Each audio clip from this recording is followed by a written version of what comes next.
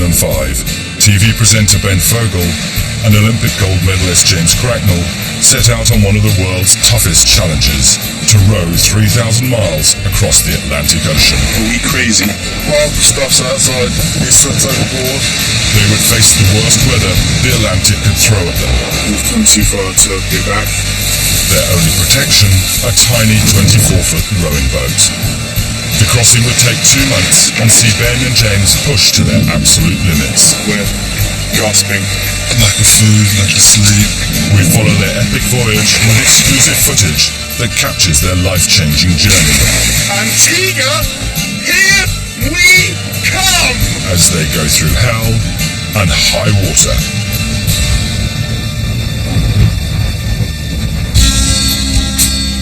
The Atlantic Rowing Race is the ultimate test of mental and physical endurance.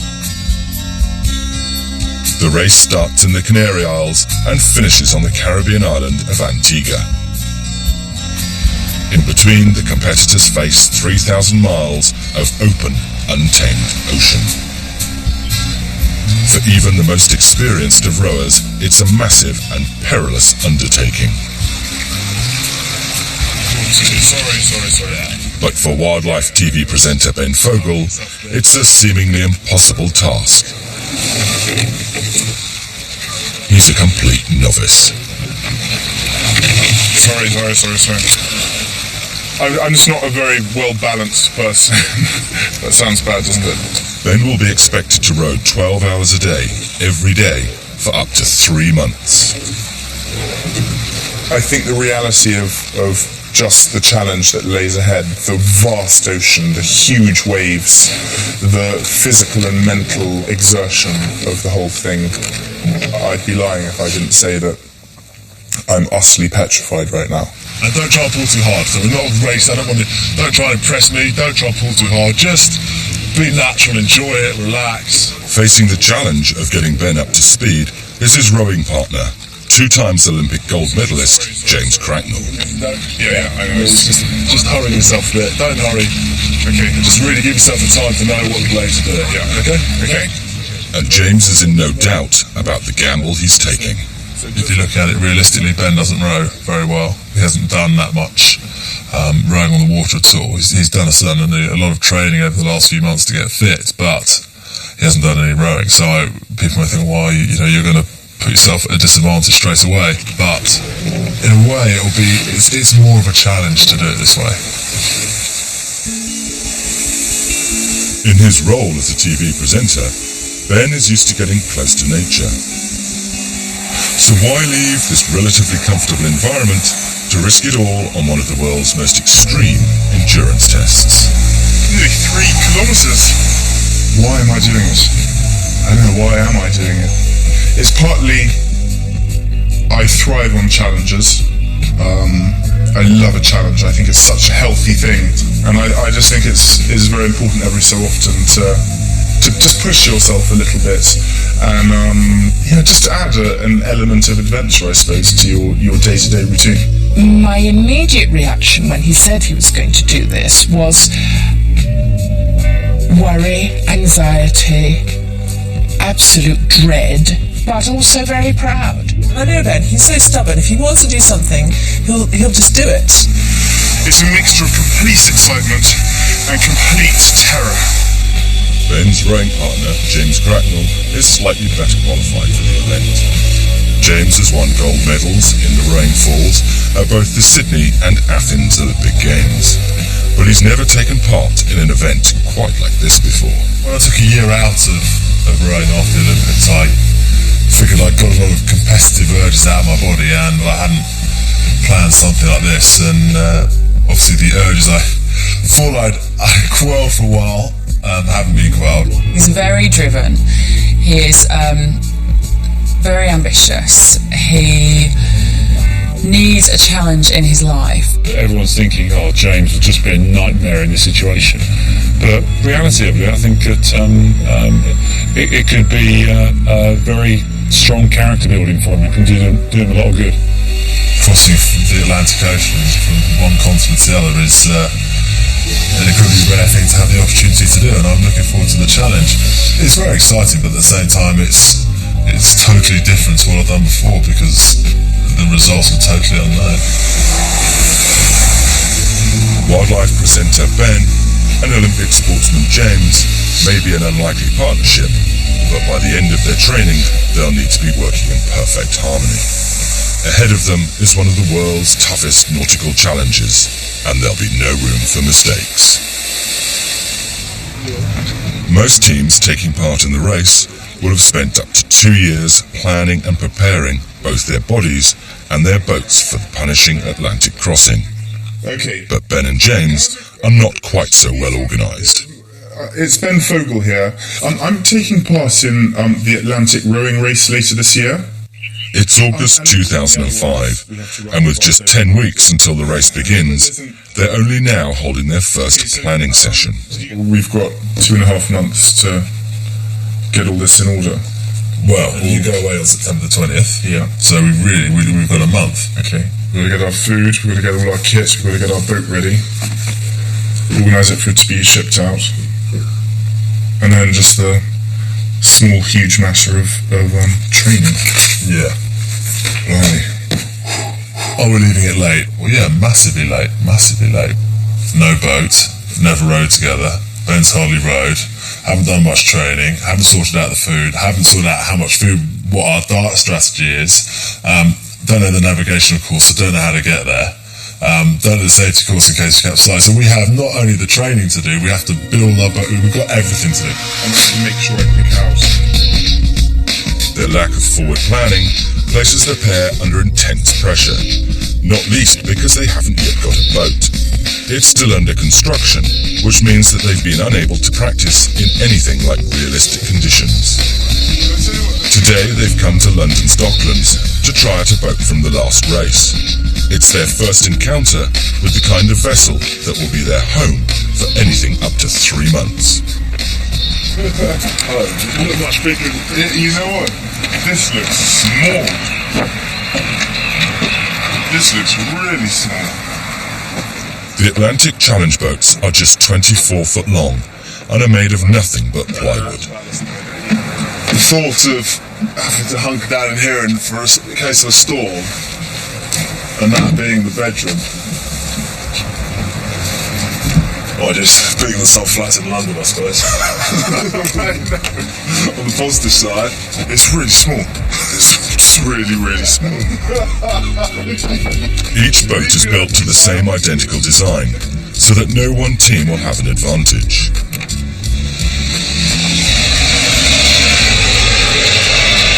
I don't think I've ever rowed in an airport before. Okay, James, I want an honest critique on my The basics are there, definitely. We'll develop it so that we actually use our body weight a bit more. So at the moment, very straight up and down, so you're actually not using the full weight of your body, which comes for free. So can you keep that up for 14 hours a day? Well, I'm going to have to. I could do this for 14 hours. Yeah, well, I will do this for 14 hours a day. Ben isn't the only one who will need resolve. James's wife Bev and Ben's girlfriend Marina are facing months alone at home with only the occasional phone call. Of course I'm worried about it. Every moment he's out there, he's in danger. Potentially something could happen, whether it's a shark, whether it's a liner, whether it's a freak wave. Of course I'm going to have nasty dreams and I'm going to wake up and really, really want to speak to him. And I have my phone on the entire time. I'm quite happy that he doesn't do this on a regular basis, and it would be great if he was doing this every 6 months, but I think it's such a great project and it's a huge feat, and I think it's a life-changing experience. It's great. James's wife Bev is understandably nervous as they have a 2-year-old son together. When he showed me this picture of this little tiny boat and that the nearest support vessel might be 7 hours away and that, oh no, you can't get a helicopter out there if there's an emergency, I was outraged. If he comes back from this and says he's not happy with it, I'll kill him. I'll kill him. Because you don't have that luxury. You better enjoy this. You had better enjoy every second of this adventure. Because I won't be. So one of us had better have a good time out of this. The boys are facing up to the harsh reality that for up to 12 weeks, this minuscule space will be their whole world. Look in the ensuite. I don't think you'll even fit in there, James. That's a tactic, is I'll just keep rowing all the time. I'm coming in. Oh, it's so bad. Very cosy, isn't it? That's the only way to... See, that's quite nice during the daytime. It's a nice... Yeah, you got a nice sort of sunburn square on your chest. Square. And do you think this wouldn't? Is this what ours is going to be like? I suspect so. It looks very wooden and unseaworthy, really, when you look at it like this. But I suppose they know their stuff. Oh, for 40 days. It's going to be some time before Ben and James's own boat is ready, but there's plenty to do. Ben is going shopping for safety kit, and there's a long list.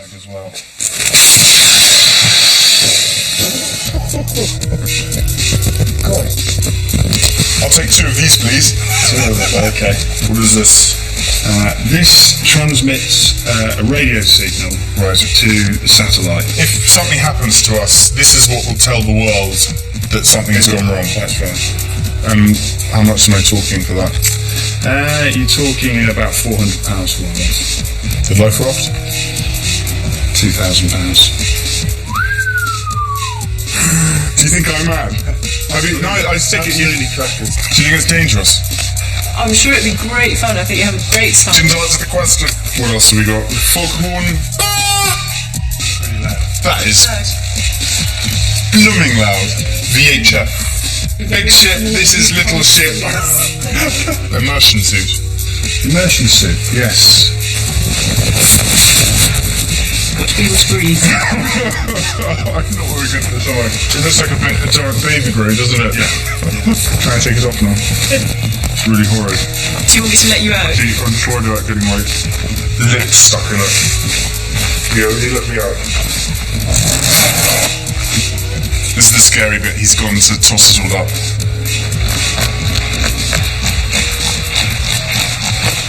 Probably not bad. Don't worry. Hiring the life raft and without the water maker, you're looking at just under £3,000 plus VAT. Okay, just for safety kit. Just for safety. Okay. How do I pay? How much is your life worth? I agree. Hey, listen. My mortgage can be increased as much as we need. I'm glad I've come along, actually, because it's I've probably been deluding myself a little bit into thinking it will all be fine and we don't need to worry about that. But hopefully by getting all this equipment, if something does go wrong, at least our chances of survival are increased. God, it's horrible to say that. Ben's worries are not unfounded. An accident at sea is a distinct possibility. Of the 219 people that have attempted to row across the Atlantic, almost a third have failed, including 3 fatalities. To find out what they might be letting themselves in for, Ben and James are attending a sea survival course at the Royal National Lifeboat Institute in Poole. The friendly R&LI chaps turn on the wind and wave machines, spray them with ice-cold water, and then, just for good measure, switch all the lights off. It's terrifying and exactly what might happen. Potentially injured in the middle of a storm in pitch darkness. Their only hope might be an aerial rescue. Being there in the pitch black, and then the water started to pour through the hatch, and there was no time. You had the sort of routine of things you're supposed to do, and it just kind of, you had to do everything at once, and it all got a bit of a mad panic. It's quite uncomfortable. It's very scary as well because you could easily be on the sea and you've got the helicopter searchlight occasionally going overhead. It's also we know it's only going to be an hour or so. Yeah. Before you could be dozing. Yeah, exactly. And there's so much pressure. That's the thing. Because suddenly it's so realistic. That was a proper storm, wasn't it? You know, our rowboat isn't much bigger than that, and we could be in a storm like that in our boat. Yeah. survival course is a powerful wake-up call. The lads head down to the West Country to check on the boat that they're trusting their lives to. Hello. Is this it? So this is your boat? Yes. Wow. Yeah, it's a really strange question, Justin, but what is this all wood? It's all plywood, yeah. It is all, the whole thing is played. It's pretty weird that you cross a whole ocean in just a plywood boat. Indeed, yeah. The whole boat's just made from 8x4 sheets. All of the Atlantic boats are made to the same tried and tested design. But ever the competitor, James wants to make it lighter so that it'll go faster. How much do you think we can cut out of it? Weight-wise? Yeah. If we saw bits off, I'm going to lose rigidity. No, that's it. Yeah. We wouldn't want to compromise the structure of the boat, no. Ben's less worried about the competition and more worried about comfort. I know it's daft, but you know the wooden floor, do we have to sleep on the bare wood? No, Do you take a mattress? Yeah. A little blow-up mattresses Yeah. or something. But the problem is, we're only going to take one, because most of the time we won't need that. So if there's a storm, Who gets it? there's a paper, scissors, stone. To say paper scissors is going to become a big part of this road, isn't it? Oh, you want a mattress? They may have sorted out how to share the mattress, but James is not prepared to compromise on boat speed. What that will do? Friction, man. Friction. You don't want friction. You know, this is a lot of friction. I'm very anti-friction. Every 0.1 of a knot is massively important. Do you know how much 0.1 of a knot will make difference will make over 35 days? 0.1 a day? It's a whole day, yeah. That's right. Whole day. With time running out and their boat not yet shipshape, the lads are understandably anxious about getting some practice rowing in. Boat builder Justin comes to the rescue and lends them another boat.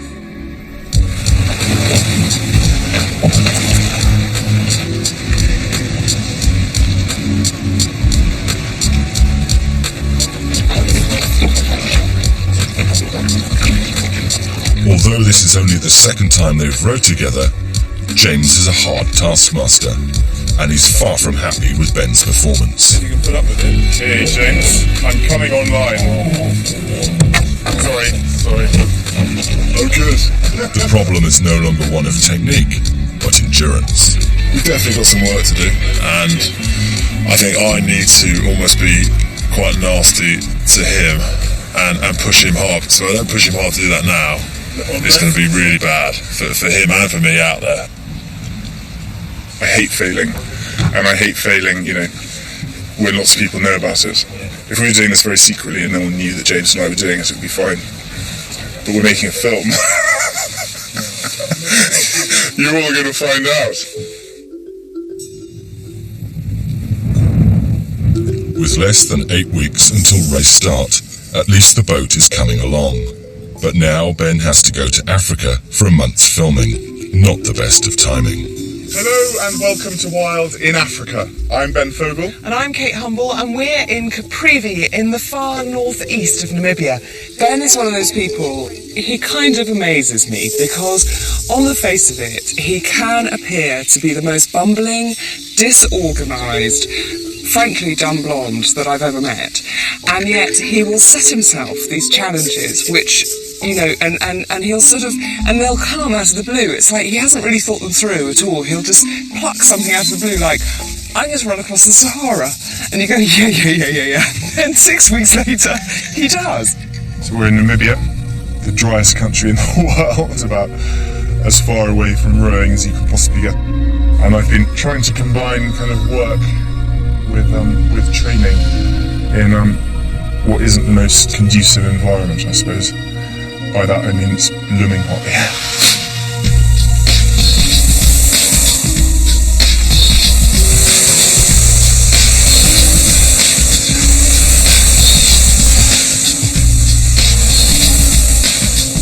While Ben's in Africa working hard on the rowing machine, James is in Exmouth working hard on the boat. But he's none too happy. That won't be annoying after about a day.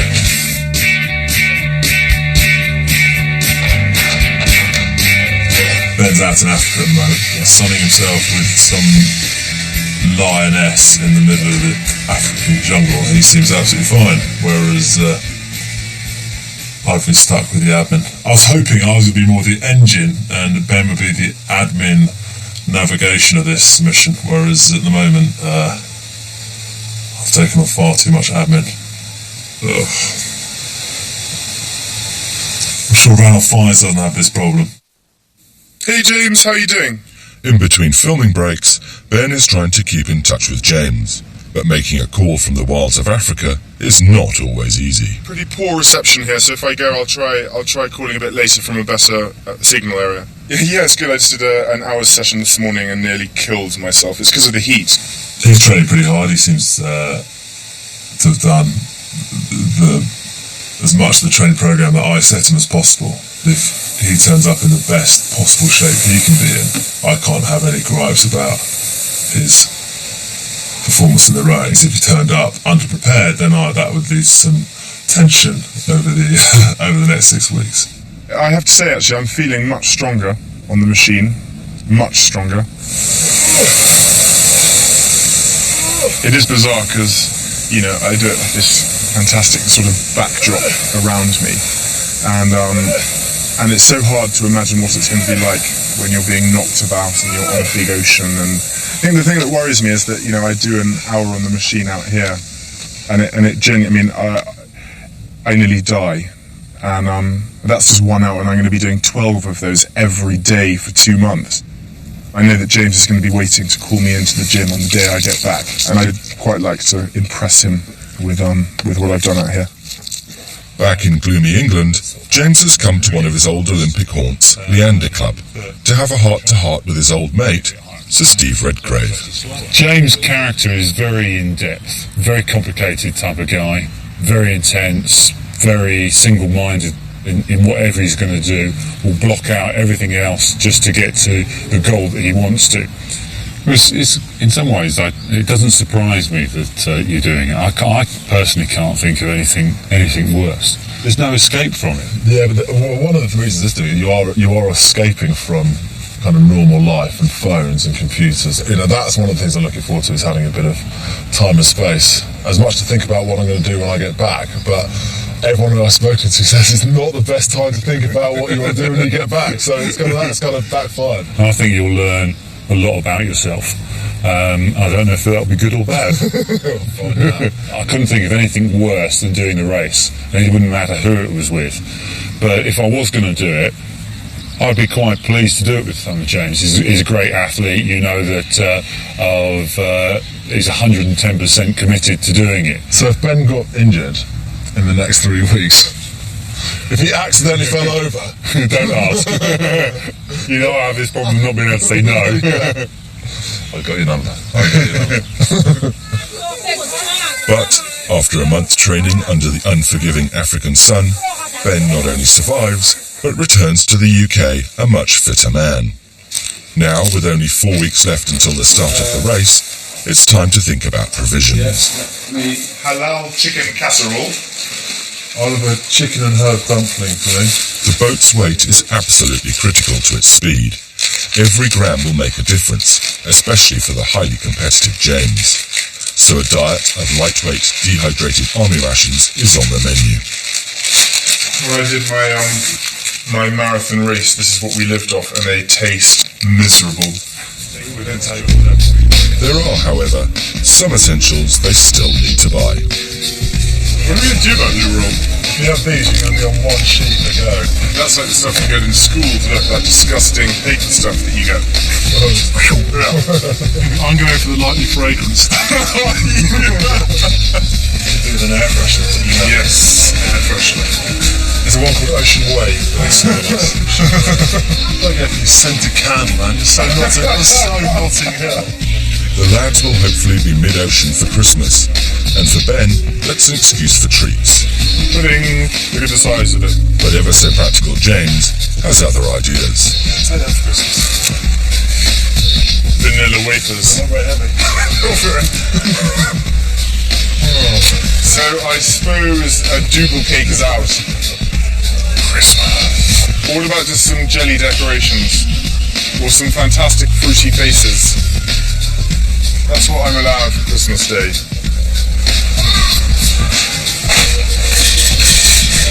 But it's not all fun and games.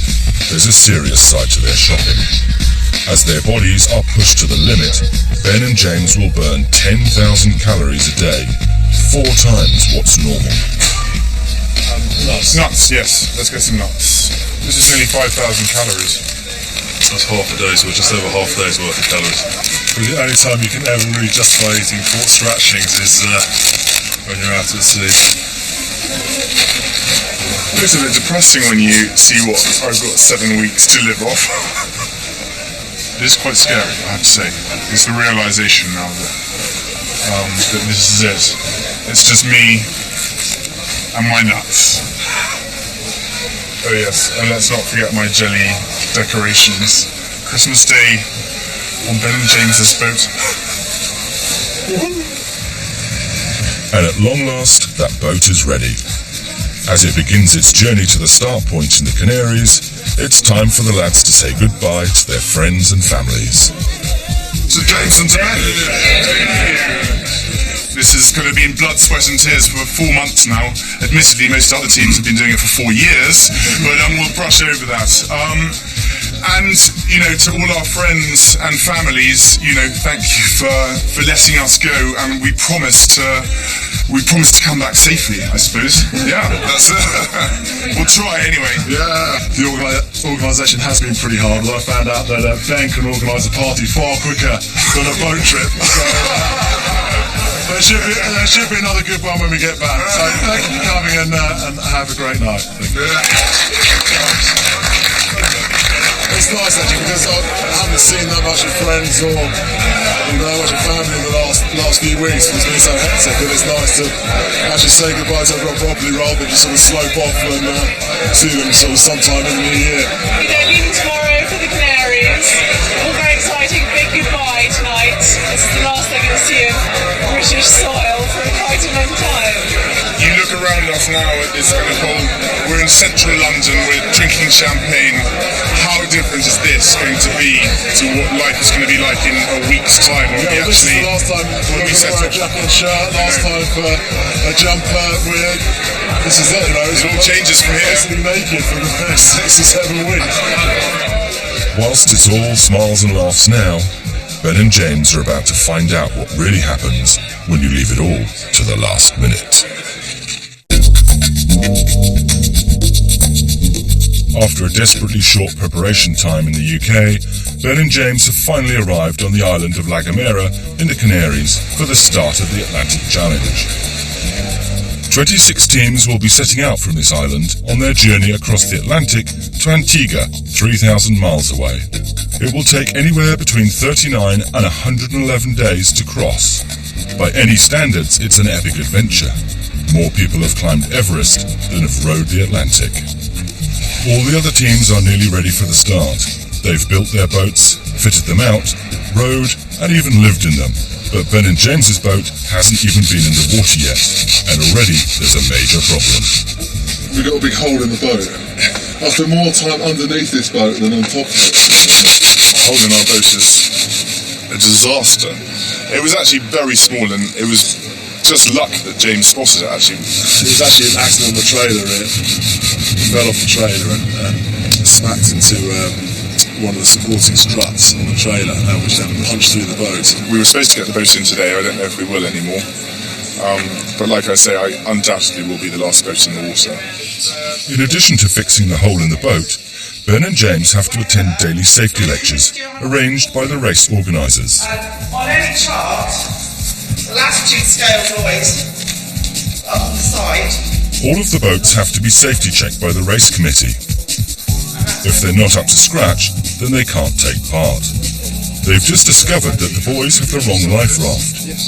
If they can't get a new one, then the dream will be over before it's even started. They say it's going to arrive on Saturday now. One day before we actually set out. The life raft is due to arrive the day before race start on Sunday. If there's the slightest delay, they won't be racing. And there's still so much to do on the boat. Whilst Olympic athlete James is concerned about a high-performance diet, Ben seems more concerned about sweets. These are our snack bags. We have a packet of peanuts to share. That's a good bag. See, it's like a pick and mix. That's a lucky one.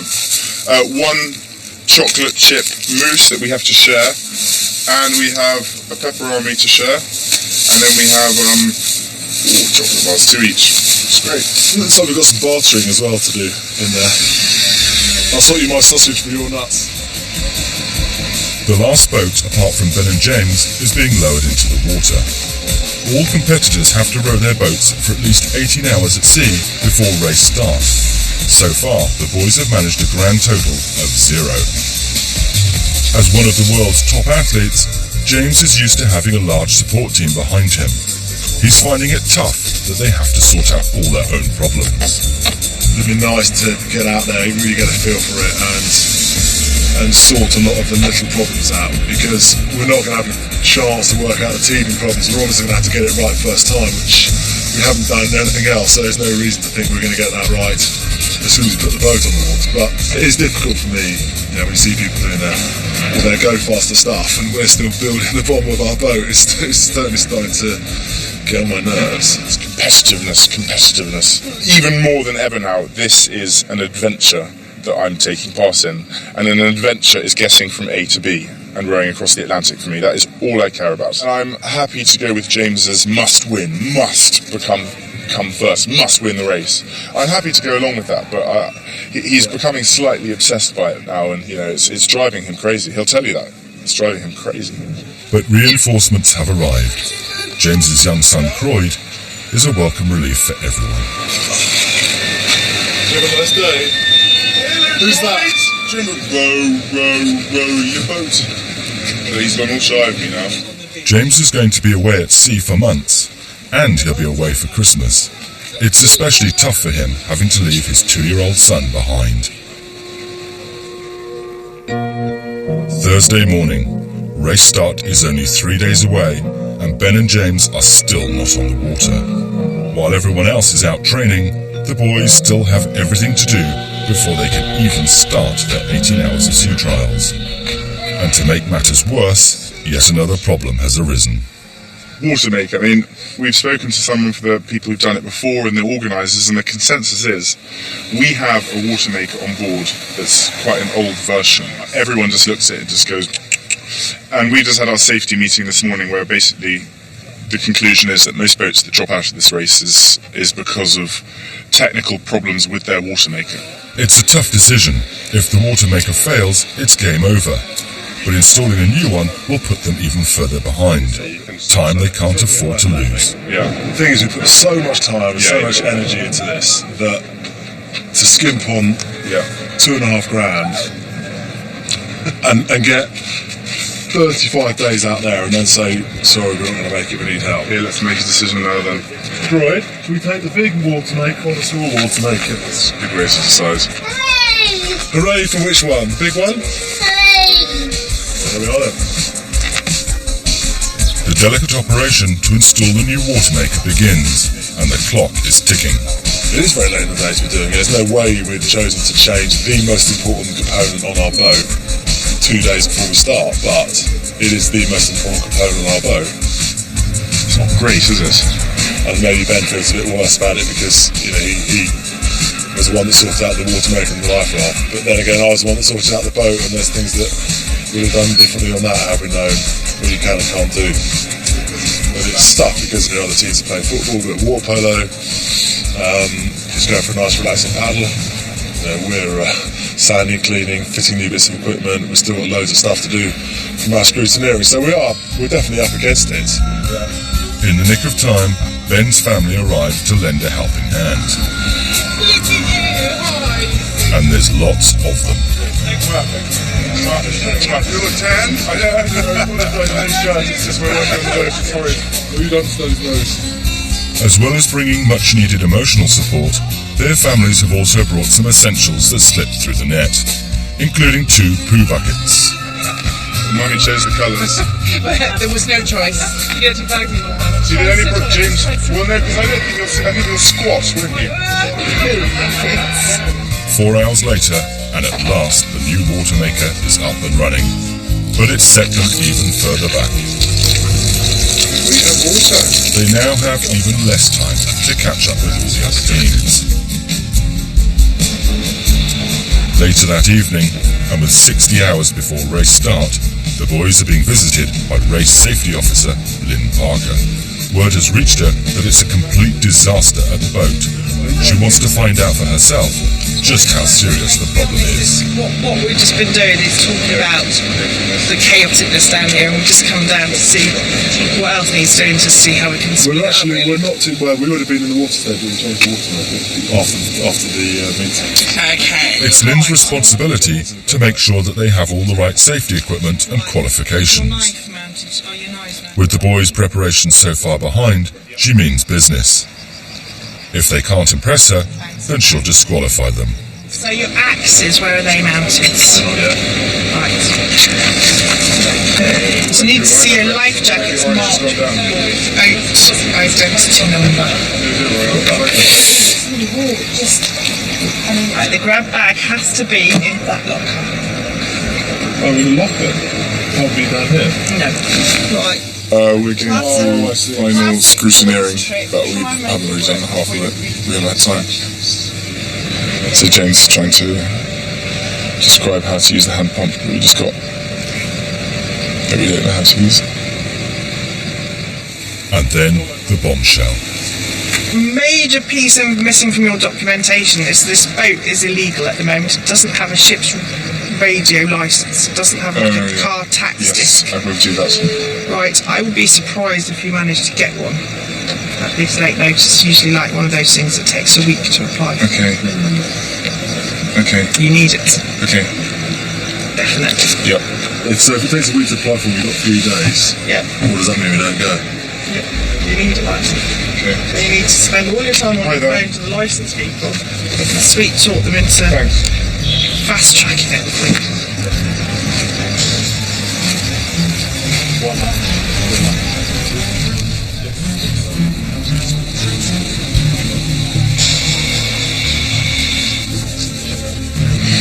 Well, I mean, the bottom line is that with a lot of sweet talking, if we can't get it, then we can't take part in the race, and that's that.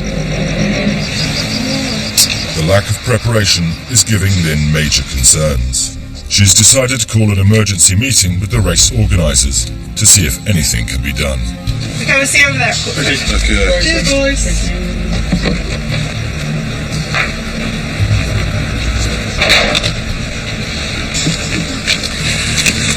I think they're far from ready. I think they're very unprepared, and I think they've got an awful lot to do to get to the start line. People have been playing for 2 years and you go, don't worry about it. Well, we're pretty up against it now, eh? Yeah. I would get that certificate from somewhere. I think we'd probably enter, but just not in the race. That's what it would be. Yeah. We're not turning back, we're not going. Just might mean we're not taking part in the Woodville race, and they might not be backing us up. That's that, we're still taking part. The most important thing they haven't completed yet is 18 hours rowing. They've got to go out and row for 18 hours and find out what works, what doesn't, what breaks, and then come in and fix it before they can actually be certain that the boat's capable of going across the ocean. If they don't convince me they're safe enough, they will not be going.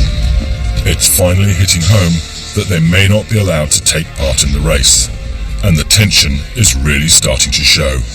Well, basically, Lynn has read the riot acts and said that we can't take part in the race unless we conform to X, Y, and Z. She doesn't think we've done enough preparation. She doesn't think our boat's ready. She doesn't think we're competent. Just demoralised and sort of pissed off, I suppose. I don't feel particularly worried about us in terms of safety, but then they feel there's a big problem because we're not that worried.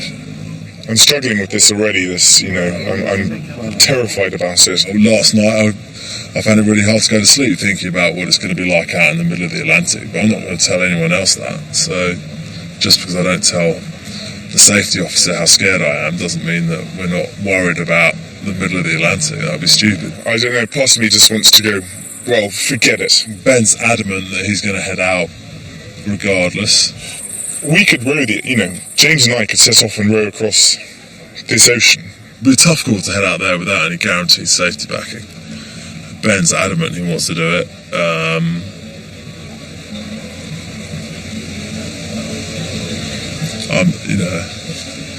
I've got a young boy and a wife, and I don't think I could just row off out there the same way he says you could.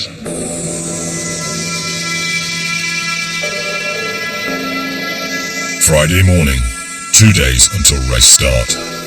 Ben and James are completely up against it. If they aren't ready by 5 p.m, then Lynn will end their dream of crossing the Atlantic. We have 3 hours to get this boat on the water. James is doing his VHF course, which was rather foolishly omitted. And yeah, if we don't get this boat by 4, then I won't be doing it. There's still so much to do before Lynn's next inspection, let alone finding a home for shark repellent, champagne, and Ben's Christmas decorations. Everyone's helping, even some of the other competitors. So you've got sealant, you've got a hand drill? I can get all this stuff from my boat if we need it. Was that any good, the stuff that we got? He is really stressed. There's no stress I've ever seen him. Definitely the most stressed this week. I just think he just doesn't know what to do anymore. I really think he's on the verge of just bursting into tears and just saying, I don't know what to do anymore. But he won't. He'll keep on going until he can't anymore. He's not Ben at the moment.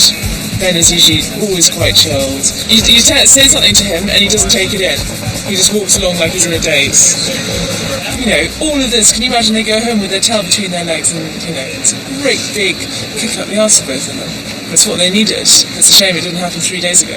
We get someone who knows how to. Ben has even managed to rope in one of the race organisers. Could you do that? Yeah. But it seems that everyone else is on the water, apart from our boys. But with this many hands on deck, they may just stand a fighting chance.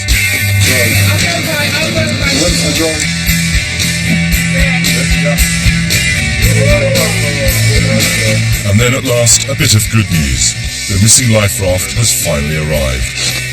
I'm immensely relieved the raft is here. Lynn cannot complain that it's wrong. Right. And then James returns from his VHF radio course. Congratulations, did you pass your test? I had a high school F1. Did you? Oh, James. James may have passed with flying colours. She's on her way over, Brand. But will it be enough to satisfy Lynn? I actually, like most people, I don't warm to her one single bit. She's doing her job, I can see that. And she has an immense pressure on her to make sure we're ready. And I totally respect that and see that. But I don't like her manner. She has to understand this is our dream as well. She's trying to shatter. And I do see it that way. She is trying to. She does not want us to go, I don't think. How are we doing? It's only 18 hours since Lynn's last inspection, but Ben has some amazing news. Radio license is out. We have a radio license, and it's been printed, and it's in the hands of someone who is flying out tomorrow. The other good news is that I can give you a life raft certificate. Certificate of service for a life raft with a Solus B-pack, all on board, lanyard tied. I won't get too excited before you. Okay, so your life raft issue sorted. Very good. Yeah, it's resolved. It's not over yet. While friends and family wait nervously, Lynn completes her final checks. Their Atlantic dreams are in her hands. This late stage, it's too late to start worrying, have they been unjustly penalised or should they have done more? But they will be absolutely gutted if they aren't put in as a qualifying boat. There are only minutes to go before the launch deadline. It's down to Lynn now.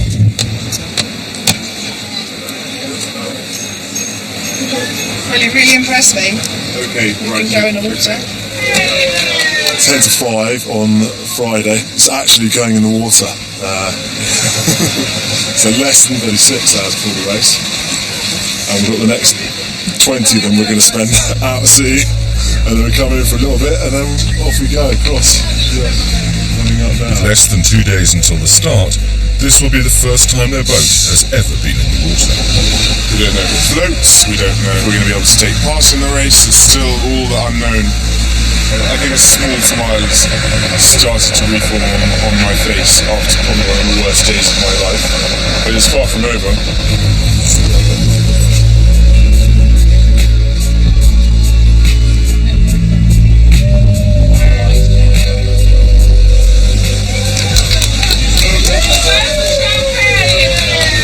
Congratulations! Glad to see it in the water. And right on time, within half an hour.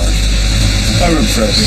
There is such a buzz here, and I can see the adrenaline in the air virtually from everybody, and it's quite sort of contagious, and I can't wait for them to go. I can't wait for them to come back, but I can't wait for them to actually go. When they first arrived, I just thought they were two celebrities taking part in the race, but now, I mean, they're both genuinely nice guys. They're working really, really hard, and they might feel like I've been unfair to them, but what they probably don't realise is I've seen so many different things going wrong at sea, and when I looked at what was not done properly on their boat, I didn't just see, oh, James and Ben haven't done this job properly. I just saw the practical aspects of being at sea that they weren't quite seeing with the same eyes as I was.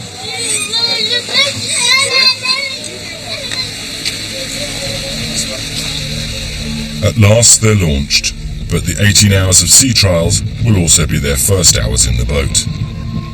As dusk falls, they head out to sea, and it's just as well that Lynn's got them on the water, as James has already found his first problem. I need a lower seat, it's too close to my car.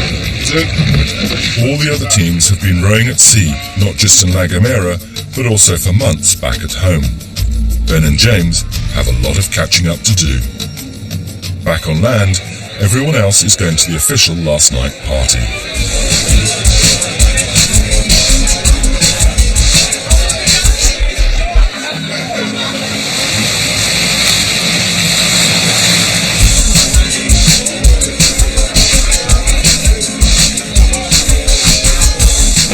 The boys have to complete a variety of boat handling exercises in the dark, watched by a safety boat. Have you got a retrieval line off the stern?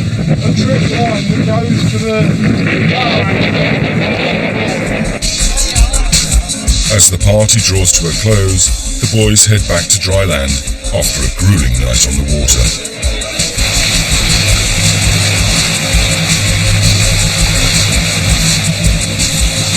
I felt under a lot of pressure. We were under a lot of pressure out there to perform, really. It was a reality check, that's for sure. It was really good in the dark to try and put the power anchor out for the first time, and we were like, reading the instructions in the cabin. I still think Lynn was a bit harsh with us, but we needed that. We needed to go out tonight. We definitely. I don't think she was harsh, actually. I don't think she was harsh. I think she was dead right. We learned a lot in terms of how to set the boat up rowing-wise, because if we're not comfortable rowing, it's going to be really horrible. The night row hasn't only highlighted potential boat problems, it's also highlighted possible problems with their relationship. When we were out doing our sea trials, I saw a side of him I hadn't seen before, which did scare me a bit, because he was. There was a real sort of, why aren't you rowing faster? Come on, Ben. Lots of swearing and shouting, and I was doing my best. He said, I can't hear you panting. Come on. And I've suddenly realised I don't know him at all, and I don't know what to expect out there. With tensions running high between them, they're due to set off the next morning, and then another bombshell. They've postponed the start. So it's not on Sunday now, it's now going to be on either Tuesday or Wednesday. Despite the calm seas, a tropical storm has been forecast, and the organisers won't start the race until it's cleared. Which is handy, as the boys need yet more time to solve their new problem. And last night we came in, and we were fine to go, but there was things we definitely would change. And basically it's the lowering of the seats out there. It was pretty rough, and you're not going to get that all the way, but we kept catching our blades, and Mr. Charles too. sort of put into practice the teething problems that everyone else has done when they've done all their practice. We've actually got 3 days. We've had to do it, so we're pretty lucky. While the other teams can relax and take it easy, James gets straight to work. But it's a major structural job, so he's called in some expert help. They've removed the vital seat runners in order to lower them before they can fix them back in place.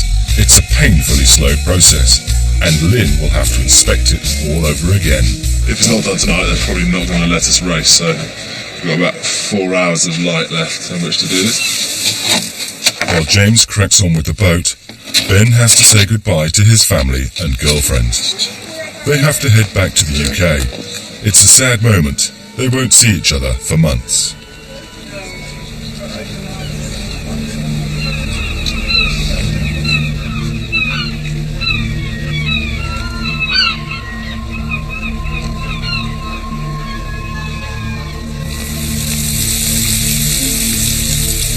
To add insult to injury, the storm arrives, not only dampening their spirits, but also soaking the half-completed seats and putting more pressure on the boys' race dreams. We're still not there. I did have a problem when James announced he was going to chop the boat down. It's like a construction site right now. And that has made me... I've been so stressed by that. And I must admit, I'm a bit disappointed in James because we both had our set things that we were going to plan for this race. And James had to get the boat ready. And he's admitted that was his fault, getting the seating too high. Anyway, a lot to do, very stressed. The weather looks superb from Wednesday. Next morning, Lynn has called a race meeting. It's good news for all the competitors. So the good news is that the rumour that's been going around that we're starting at 11 o'clock tomorrow is true. We are going to go. But not necessarily good news for Ben and James. Despite the delay, they still aren't ready. The seats are in a desperate state, and Lynn is coming to inspect them in 6 hours. This is their last chance to get it right. As dry as you like, man. Well, I don't think the alteration to the rowing seat is going to look pretty, but I think it'll be functional. It's not panic stations quite yet, but it's not far off it. We can rebuild her.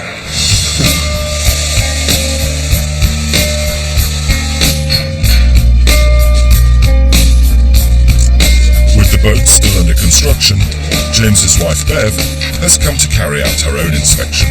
This is snug, isn't it? I like it more. Mommy? Hello? Mommy? Yes, darling. Do you want to come in Daddy's house? I don't think you could have expected more things to go wrong. You were suspicious, you're thinking that the gods were conspiring against us, telling us that they really shouldn't be going.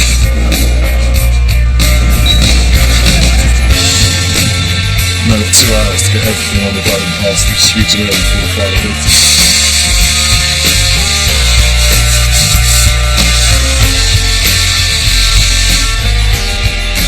All too soon, time's up.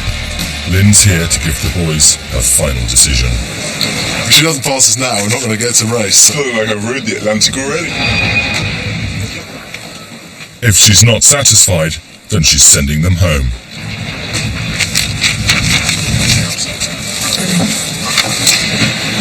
Well,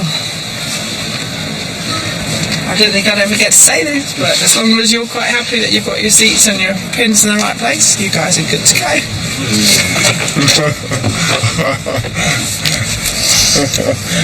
Oh, it's been such a stressful week. Thank you. You needed to do it, I admit, and I apologise, and you did need to do it all. And my mother will be eternally grateful. So thank you. Thank you. It's a pleasure. Good luck, eh? Thank you very much. There are so many things that James and I just don't know, and we have so little time now to learn how to do it. What happens if the water desalinator breaks? What happens if we don't know how to use X, Y, or Z? And I think for me, there's just so many things that are the unknown right now. And one of the biggest unknowns is the relationship between the two rowers. They're setting out with very different expectations. His thought is, hundreds of people have rowed this Atlantic before. If we do it, shall we join a club of 100 people? Which for me, I think is quite exciting. But for James, where he's in this exclusive club of 2 gold medals already, he wants to actually be high up in that club, in the top 10, for example. And that really scares me, because I know that I have to perform, if you see what I mean. If I have to push him hard, it's going to be a nightmare relationship for us both. He should want to go hard. He should want to put the hours in. If he doesn't, then he'll be letting me down. I don't think he's the sort of person who wants to let anyone down. I've gone through stages of being really glad that that I'm rowing across the Atlantic with him, and being utterly terrified that I'm rowing across with him. I invited James to come on this race. I have no one to blame but myself. I could have chosen Nell McAndrew, couldn't I? Ahead of Ben and James is a massive journey, from La Gomera in the Canary Islands, 3,000 miles across the Atlantic Ocean, to the Caribbean island of Antigua. The trip will take them away from home for months, and they'll spend Christmas at sea, away from their families. I'm going to again return Thomas Hoover. Ben, Thank you so much. Thank you for all our sandwiches and things. be careful. I will. Don't worry. Just don't let him bother you. I won't. I will miss talking to him about our day and our work. I will miss sharing Croyd's Day with him. I will miss the pleasure of being parents together. I'll miss him probably on Christmas Day. With the boat finally ready, there's one last chance to say their goodbyes before they throw themselves on the mercy of the mighty Atlantic. To see them disappearing into the distance in a very tiny boat in a very large sea of water, that's what frightens me. I'd not be human if I wasn't going to worry, but I think we've just got to focus on other things, because worrying is going to achieve absolutely nothing in this instance. I think the thing that worries me the most is that James and I are going to both be the skippers of this boat. If something goes wrong with us, literally our lives are in each other's hands, which is quite a scary thought. And things can go seriously wrong as well. Rather than just losing a race, we could end up not coming back. I'd be lying if I didn't sound nervous. After months of hard training and frantic preparations, Ben and James's big moment has finally arrived. They're leaving dry land behind for the very last time, and in front of them they face nothing but ocean, thousands of miles wide and more than 10,000 feet deep. Joining the other competitors out in the harbour, they steel themselves for the journey ahead. Then at midday, the race at last begins.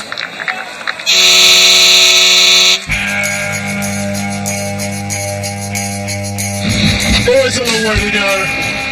And it doesn't take long for James's competitive spirit to show. Level draw, remember? Not high. There may be 50 days of racing ahead of them, but he's determined to lead the pack. You compete to win. You don't actually enter the competition with any other aim than to win. Stop him. He is a gold-winning Olympian, and he has that very focused, headstrong mentality. And he is very much, I don't just want to take part in this race, I want to beat the world record, and I want to come first. And it's a dream start. Rowing in perfect harmony, Ben and James begin to power through the competition.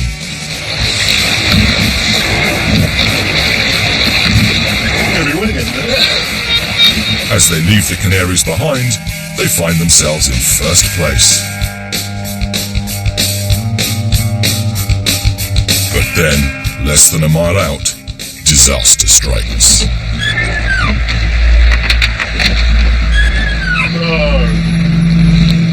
The mount holding James's oar breaks away from the boat. It's a bad omen. Only 10 minutes into the race, and their lack of preparation is already beginning to tell.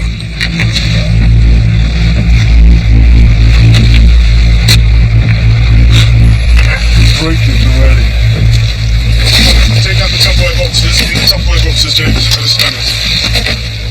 I I can't emphasize enough how ridiculous just 3 months to prepare for this is. Where that might sound like a lot for some people, most people have been training for 2 years and planning for 2 years, and I can easily see why. Well, we're leading for a bit, right? We're leading for a bit.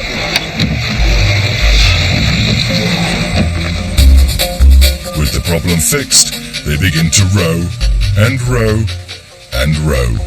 The lads have set themselves a punishing shift system. One rows for 2 hours while the other one rests. And they continue this cycle 2 hours on, 2 hours off, all day and all night, every single day, until they reach the Caribbean. You really can't row for more than 2 hours without being pretty cheesed off or pretty exhausted. But that means that short 2 hour period you've got off, you've got a huge amount to pack into that time. So quite often you might only get an hour of sleep, an hour and a half if you're lucky. The real dilemma is every morning when you get up, all you have to look forward to is the rowing seat and the oars, and just hours and hours of monotonous rowing. And it doesn't take that long before they start to question their decision to set off in the first place. Hitting a brick wall is the only way to describe that feeling of, oh my gosh, what have we done? And that first night for us was definitely for me was the hardest. Knowing we had another 6, 7, 8 weeks of that was horrible. And we've done 23 and a half hours so far, and I think it's tough on the boat, that's the thought. We'll get through this, mate. Well, physically it's tough, but also mentally it's just so slow. We're going, Ben's right now 2.6 knots. And it's just so slow. I just think everyone else is going through exactly the same. No different. Shifts through the night yesterday, which is hard, 2 hours on, 2 hours off is just very difficult. I mean, it's fine for one night, but you're always thinking, we've got another 50 days. I think it's a good idea just focus on just your 2 hour session and that's it. That's all we get to work through, and then think nice rest, food, sleep. I don't know I've ever felt so bad in my life. Ever. I know I haven't.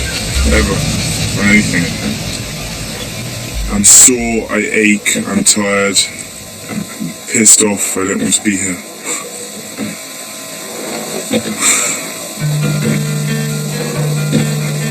Don't want to be here. And it doesn't get any easier. Just a few days into their challenge, and Ben and James are beginning to fall apart. It's tough out here, really tough out here, because we are so plagued by here. Trickling across the Atlantic, so slow. Ben is really struggling in terms of mentally. It's the hardest thing I've ever done. I'm 4 days into 50. And I don't know what to do. I wish I wasn't here. I wish I was with Marina.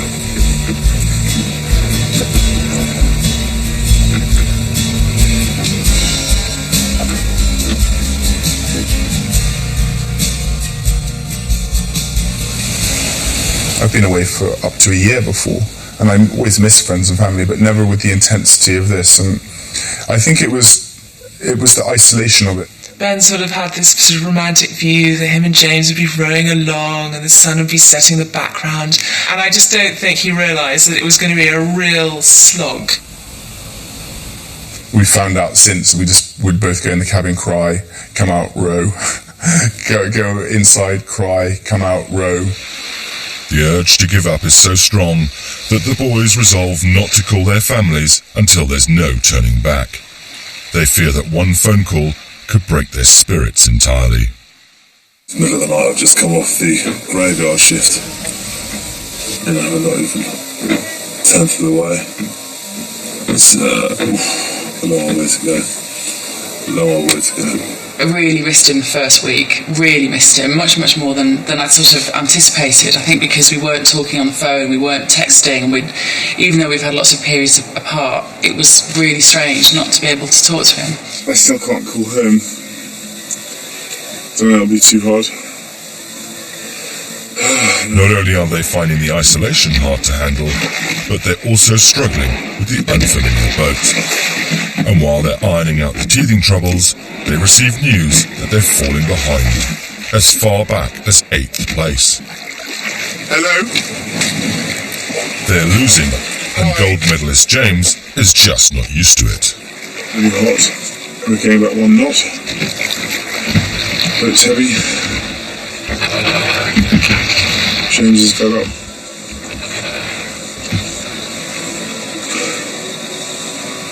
And we chose to be here.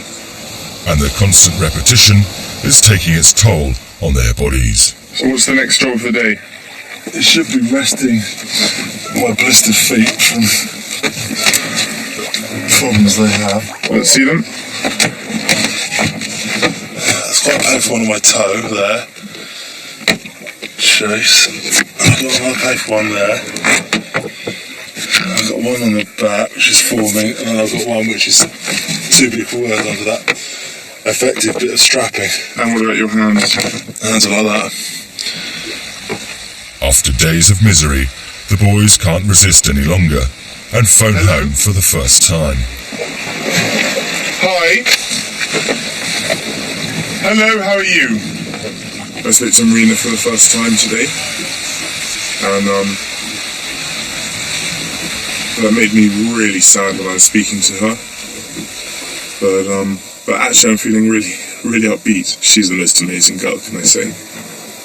She was, come on, stiff upper lip, chin out. You're doing fantastically. You're 10% of the way there. Thank you, Marina. That is what I needed.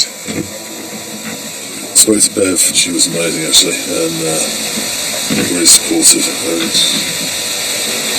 it was good. Made me feel a lot better phoning home actually, so that was good. I just sort of spent 10 minutes giving him a pep talk and just saying, it's great, you're going to be, you're going to do so well, you're going to be so proud of yourself, we're all so proud of you, and then just trying to be up for him and make him feel better. And then I just put the phone down and I just, I cried.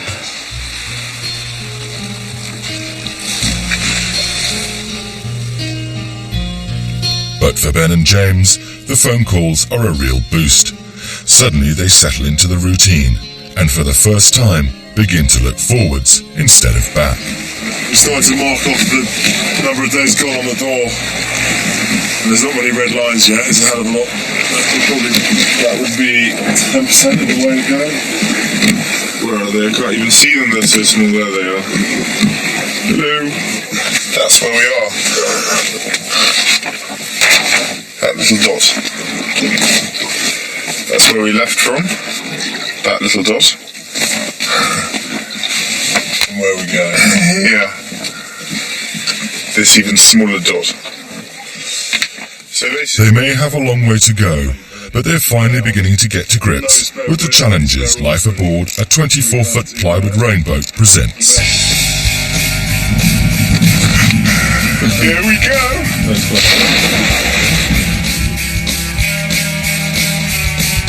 Like converting seawater into drinking water. You tasting it? That's right. That's warm, a little bit salty water can taste. Doing the necessary ablutions. I've had enough of you, Fogel. That's it. I'm out of here. Cooking, even if that does only involve boiling water for their dehydrated meals. See what I'm eating over there? Jamie Oliver doesn't have to put up with conditions like this. And eating the results. There's a fine muesli you've whittled up. And morale keeps rising. The weather begins to turn in their favour, and with the wind behind them and some strong rowing, the boys make real progress, covering as many as 70 miles a day. Remarkably, they pull themselves up from 8th place and back into contention. How was last night? Good.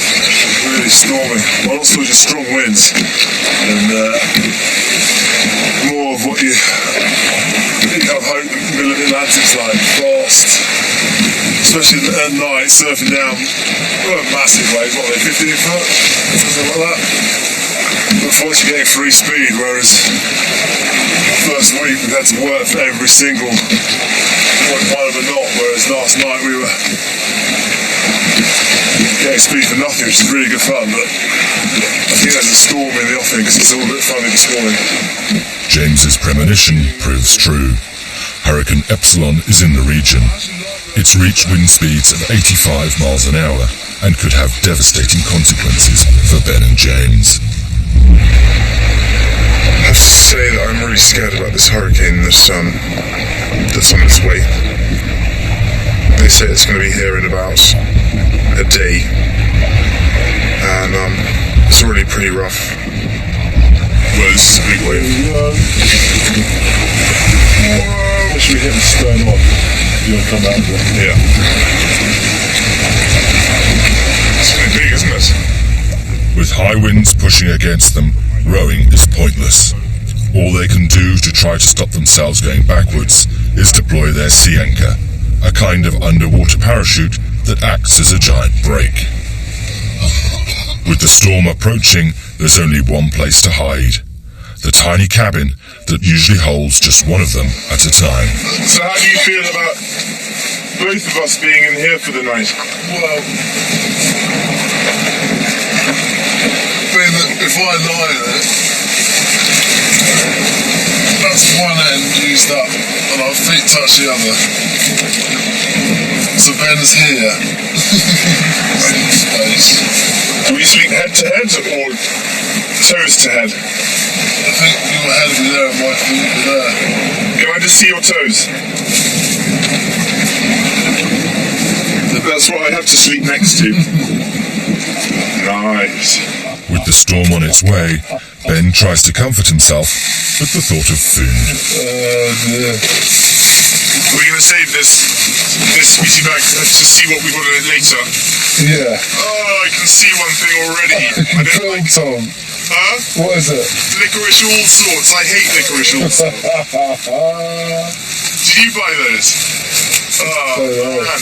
This is a snack bag, so through the night, when we're rowing, this is what we get to share between us. And tonight...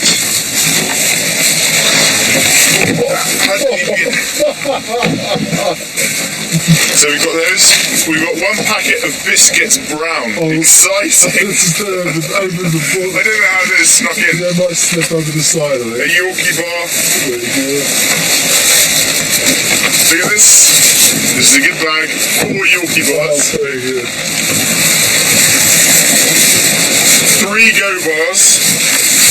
And look at this. There's a bar of Milka in there. And a chocolate mousse. We are going to live like kings tonight. With a storm in the 6-foot cabin. And we're having a no fasting policy, James. Promise. Look at me. So that's the problem with these foods, they really give you wind.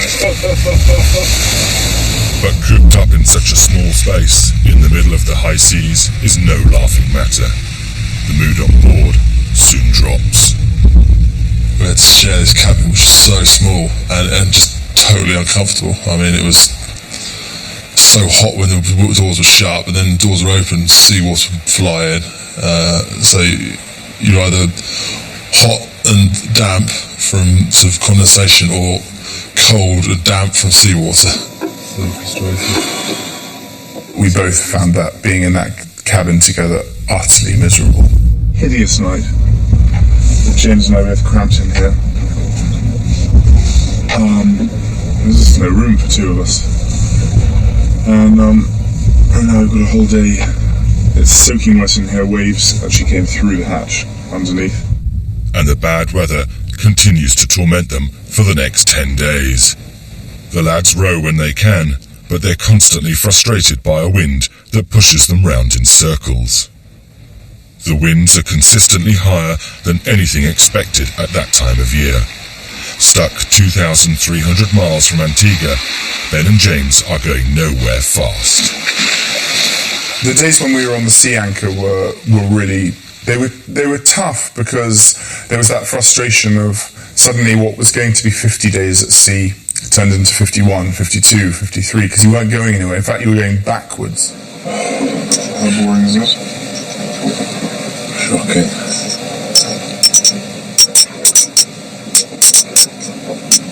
And now head backwards at 2 knots, 2.2 knots. I know that James found that particularly hard because if you're still with your anchor down, you aren't racing. And that was why he found it so tough, because it was a particular type of mental torture for James to be in a race and not be moving. So boring. We've got playing cards, but neither of us know how to play any games. Before they left, friends and family gave them letters to open when things got bad. I opened one from my mother, which just said, "To make you smile." And there's a picture of her dog. Look what's on the back. She's chopped off some hair from her tail.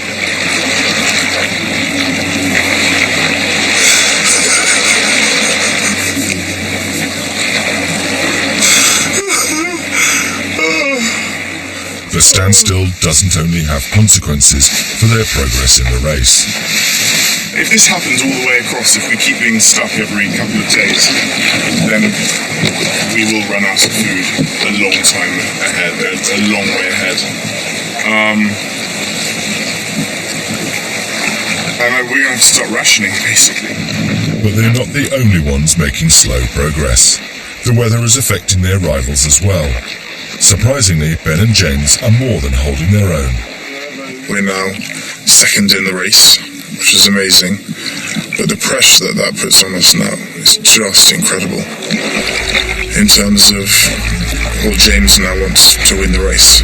So he's already talking about a new shift system for tonight, which will basically be 2 hours on together, 1 hour off. 2 hours on together, 1 hour off. 2 hours on together, 1 hour off. Even less sleep. Their success in the race begins to expose their conflicting priorities. The biggest difference between us was the fact that he was racing it and I was just crossing it. And that, that was hard because you can't each both go on your own agenda. You have to both go for the same one. There was only ever really one place that I would be totally satisfied with, irrespective of what your teammate is or what your expectations were, and always to win it. And it became clear that if we did everything right and pushed ourselves hard, we had a chance of being in that position. I think we're just getting so caught up in just trying to keep up with the rest of the competition. James has been on that phone about 5 times a day trying to find out where everyone else is. So I think it's healthy. You've been the most negative person. Well, one of the good things I felt about doing with you was you've been so positive and you've been an absolute nightmare for the last day. I agree. I have been second place and you just get morose and miserable. I'm like, oh wow. But James's demanding work schedule brings big results. Good news for him, but not such good news for Ben. We've also found out we're in first place. Hurrah! Which actually doesn't really excite me anymore because it terrifies me because James has already totally redone the shifts and I now only get 45 minutes off and then have to row for 1.5 hours on with him and then 45 minutes off, 1.5 hours on. I suppose we always knew we had differences in what we both wanted from this. But mine isn't to kill myself. One thing I said to Ben before he left, I said, if James you off, you've got to let him know. You've got to confront him, because otherwise you're just going to bottle it up and you're going to go crazy by the end of 50 days. I think he probably didn't realise how competitive James was. I can't really explain to you though that it's for me it's the higher the position, the more pressure I suddenly feel to to perform.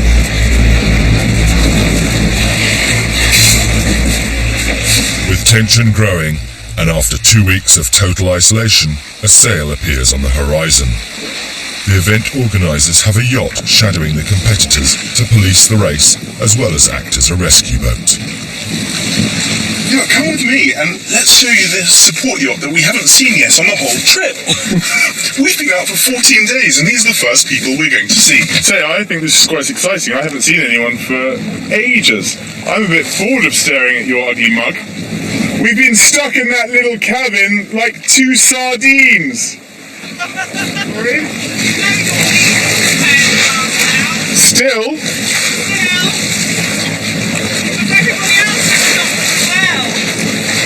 There's no way anyone can row into this right now. How far away ahead, boy? And who is the next one? Do you know?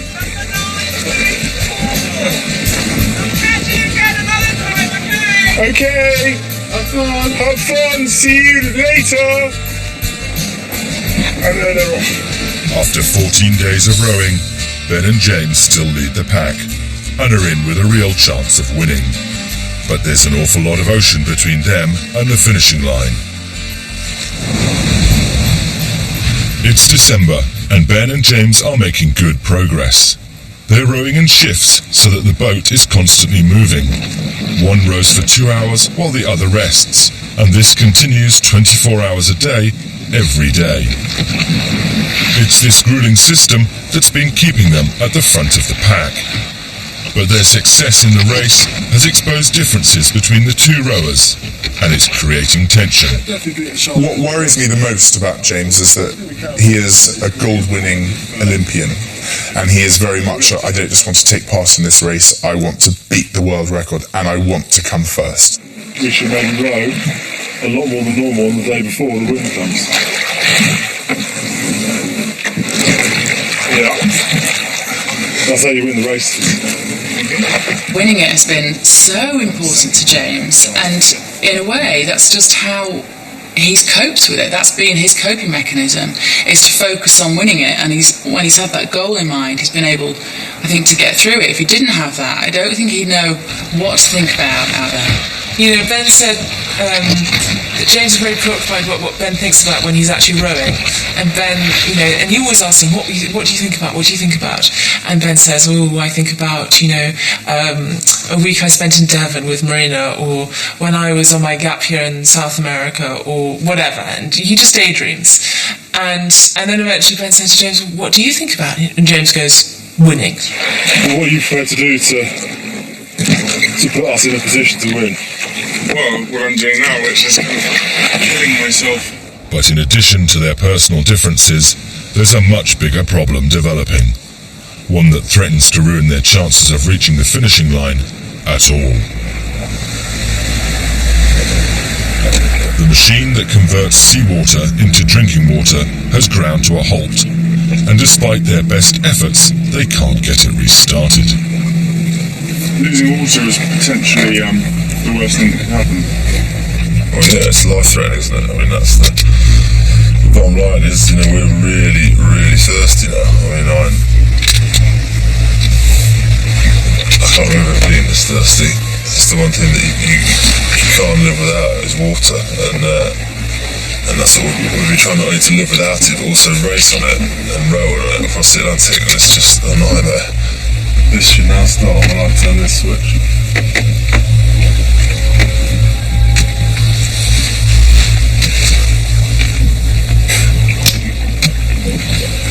Nothing.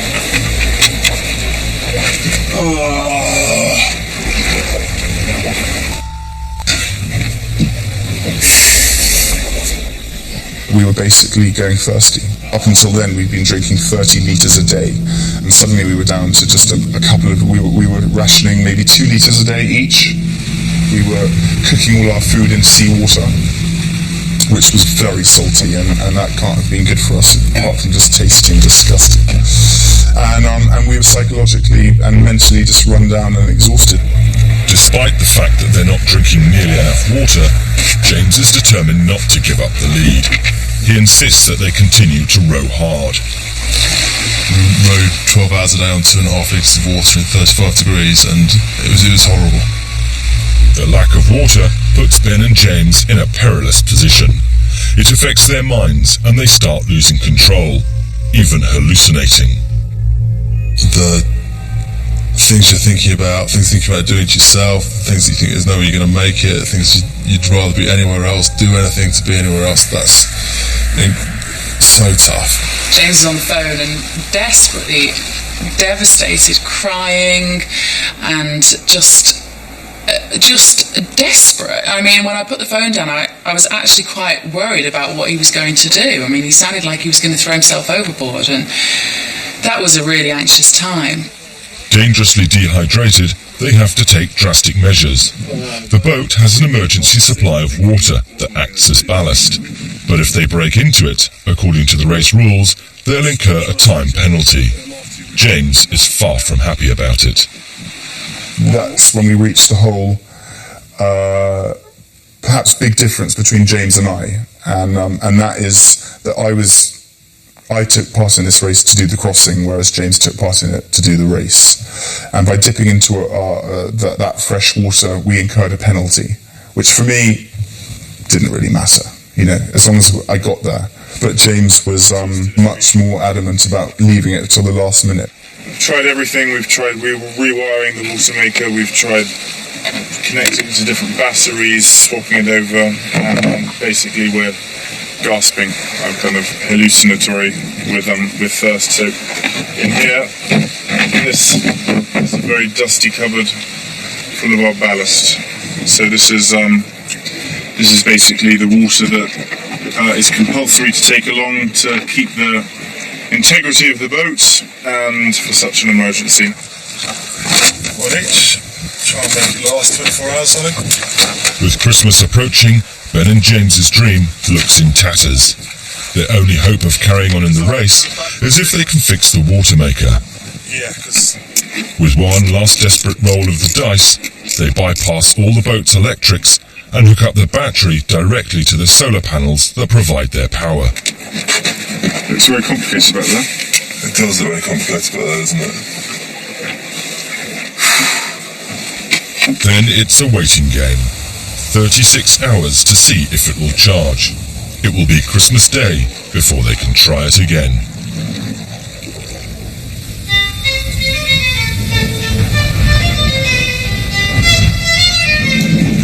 It's the strangest place I've ever spent Christmas. Middle of the Atlantic, thousands of miles of ocean all around me.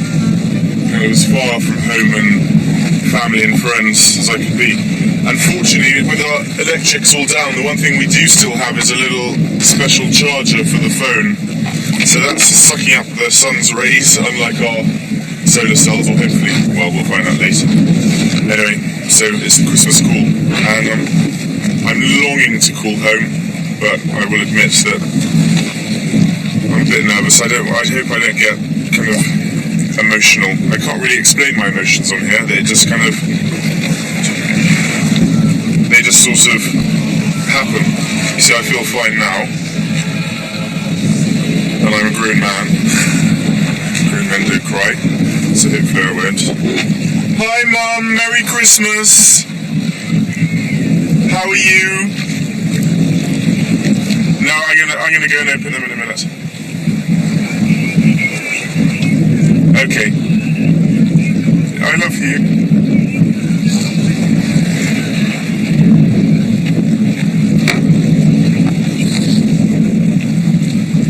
Hi, Dad. How are you? So. Okay. Yeah, that's funny. Yeah, that's good. It's good. How are you, Albert? Okay. Love you, Mom. Bye. Bye.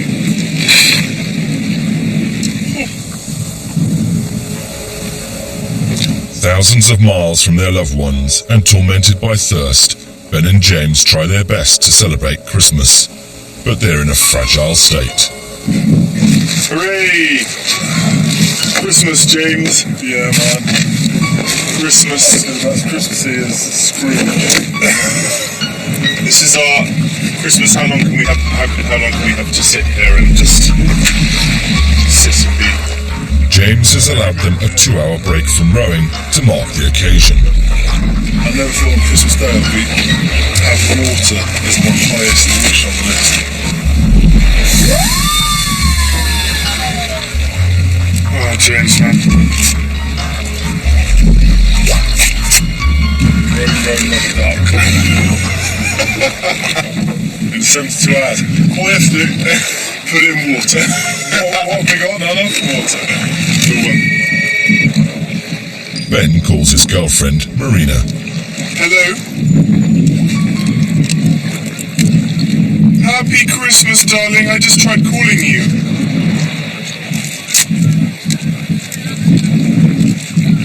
Oh, how are you? Okay. Yeah, it's good. Yeah, we have.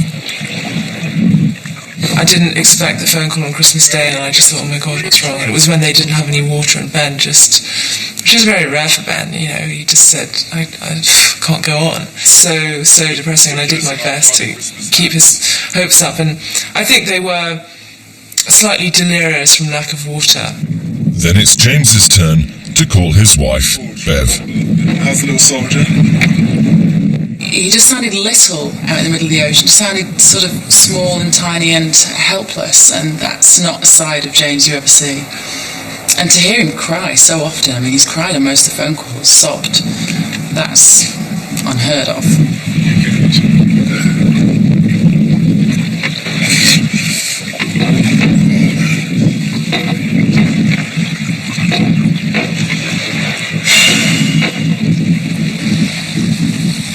No one said the rowing the Atlantic was going to be easy, but I had no idea how hard it was going to be. Ben and James spend the whole of Christmas Day praying that the Watermaker's battery is charging. It's an agonising wait, but finally the moment of truth arrives. If the Watermaker fails now, their dreams of crossing the Atlantic are over. What's happening, James? It's pretty much the defining moment of the trip so far. We've let the solar panels charge the battery, one battery for 2 days. We're going to start it and hopefully produce enough water to live on. To be honest, this is the biggest wait for a Christmas present I've ever had. You know, this is the most important thing today. And turn the stopcock on. It's on.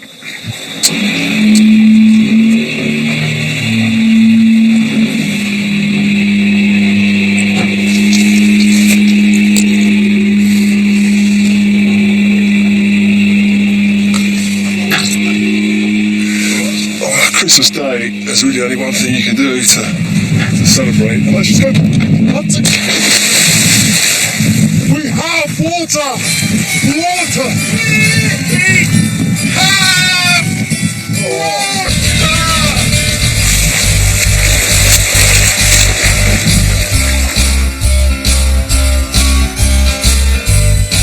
We were so happy. Oh, we were so happy. I just remember James just jumping into the water. And it suddenly seemed like Antigua was in our grasp again. I feel amazing! I want to get it all out of my system! We have water! Oh, Benny boy. Game on, man, game on. We're back in the loop. Back in action. Water! You row, I'm gonna make you a cocktail.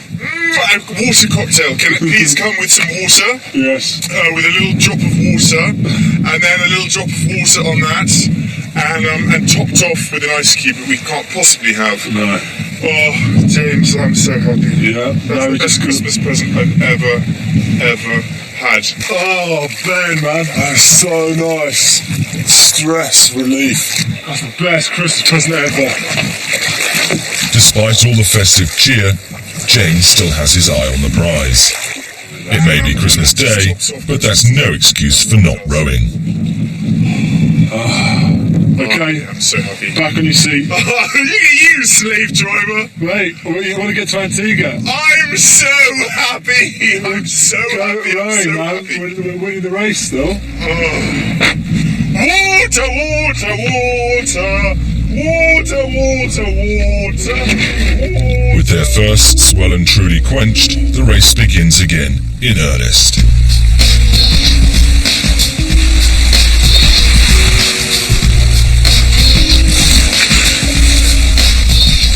And James won't let anything slow them down, not even the sea life. Tiny barnacles have attached themselves to the hull of the boat, and he's convinced they'll create drag in the water. Excuse the nappy rash. Be very careful, James, please, yeah? You sure you're not putting a line on you? I'm only going one knot. I'm only going down there to check the bottom of the boat. You watch me where you're panning that camera. Okay, so James, please, I am a bit nervous about you going in. I'm going to flop over the side. I'm out of here. Any idea of the depth? No, deeper than 6'4". About 6,400. Long way down. But leaving the boat is a risk. One of the other boats in the race has already been attacked by a shark. The threat is very real. Not only that, but the rough seas threaten to sweep James away. How is it? I'm salty. I'm suddenly very scared of sharks all of a sudden. What's the big wave? Please hold on tightly, James, yeah? Despite the dangers, James survives. And while he's been risking life and limb underwater, Ben's been dedicating himself to more domestic duties. Can you fill up my lugs there, Bob, full of water? Your look is it's done? Is it? Thank you. Yeah, I've been an excellent housewife. Does Ben fill your water bottle? I guess I clean the car, you can do the cooking. I don't know what that says about each of our characters, James. I've even cleaned your spoon. Yeah. But James's need for speed is getting Ben down. It all comes back to this race thing, doesn't it?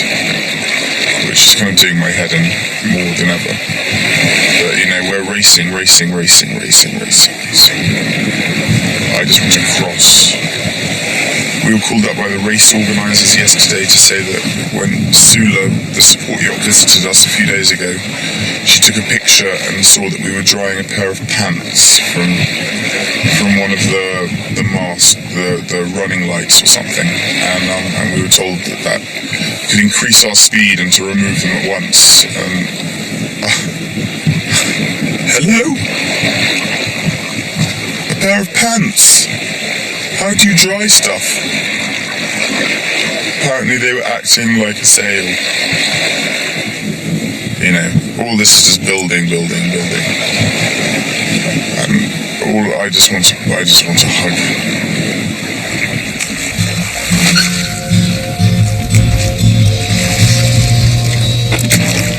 But there is the odd distraction from the race. They may be 1,500 miles from the nearest land, but they're not alone.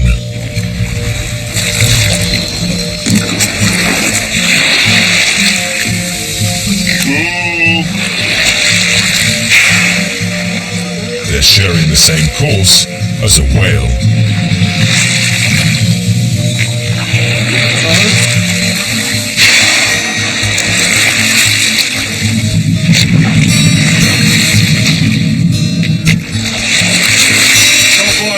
No, you can't, James. I'm not doing now.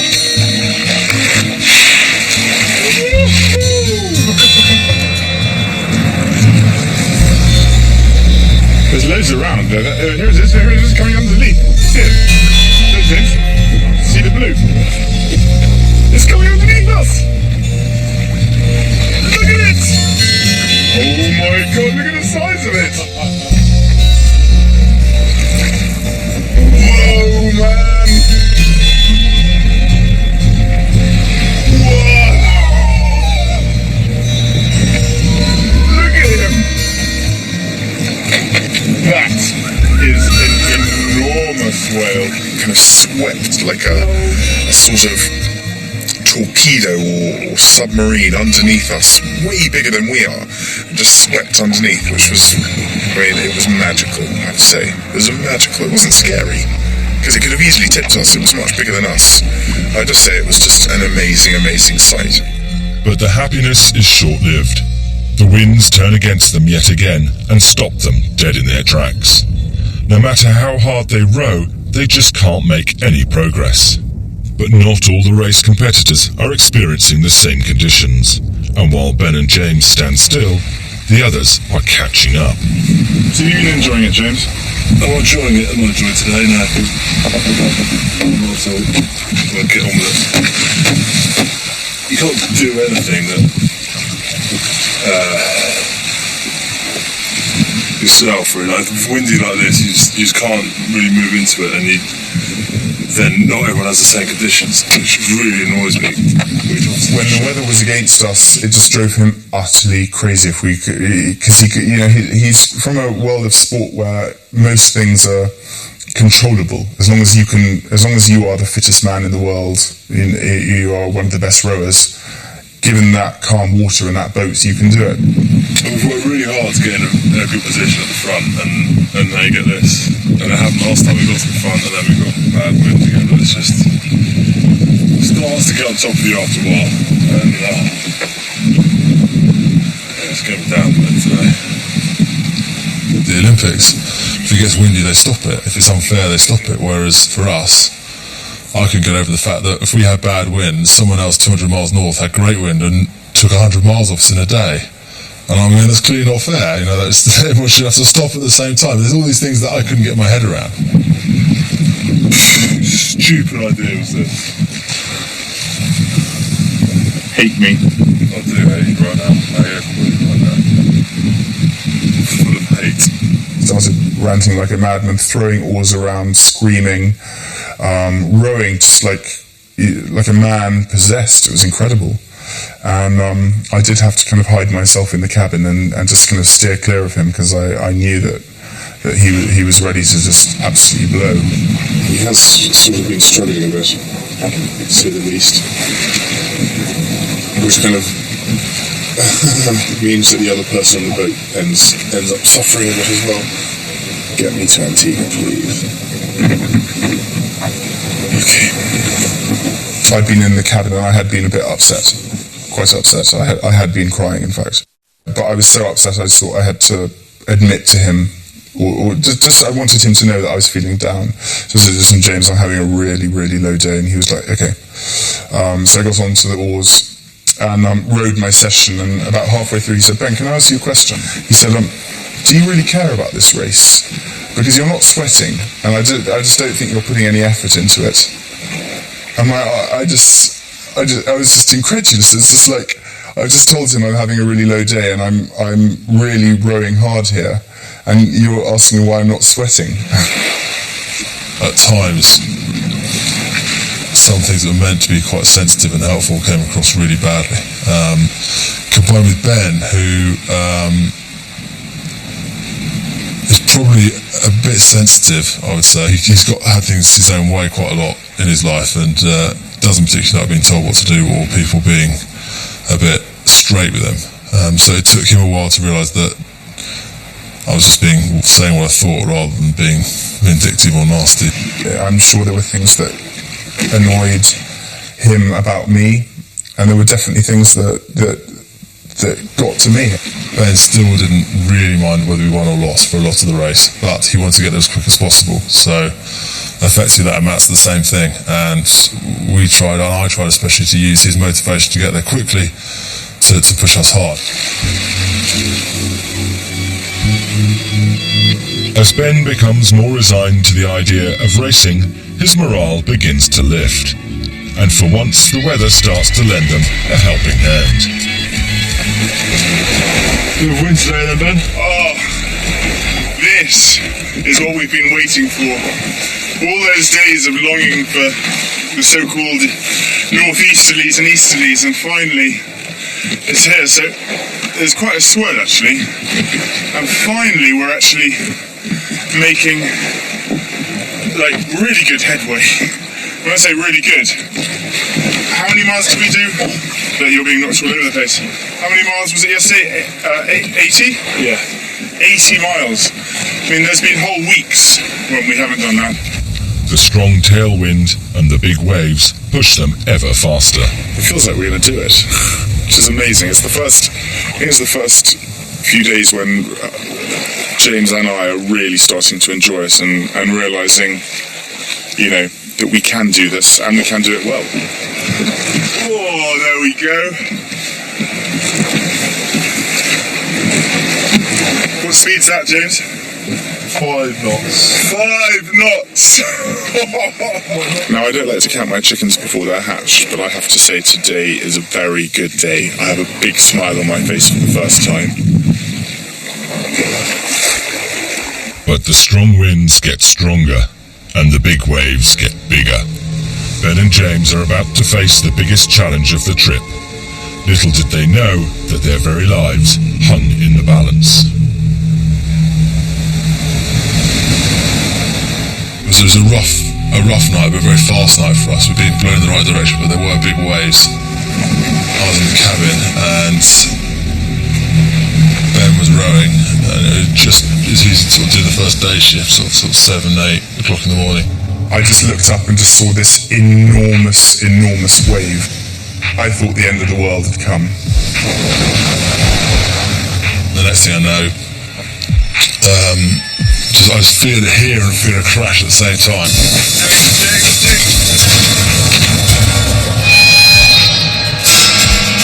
All I remember was just feeling a torrent of water hitting me. The giant wave flips the boat end over end, a complete capsize. I just remember being underwater, just holding on to an oar, feeling my feet slip from my shoes. No other thoughts to that. That's all I remember, just holding on to one of the oars, then the oar slipping from my hands, and just being underwater and just not knowing which way was up and down.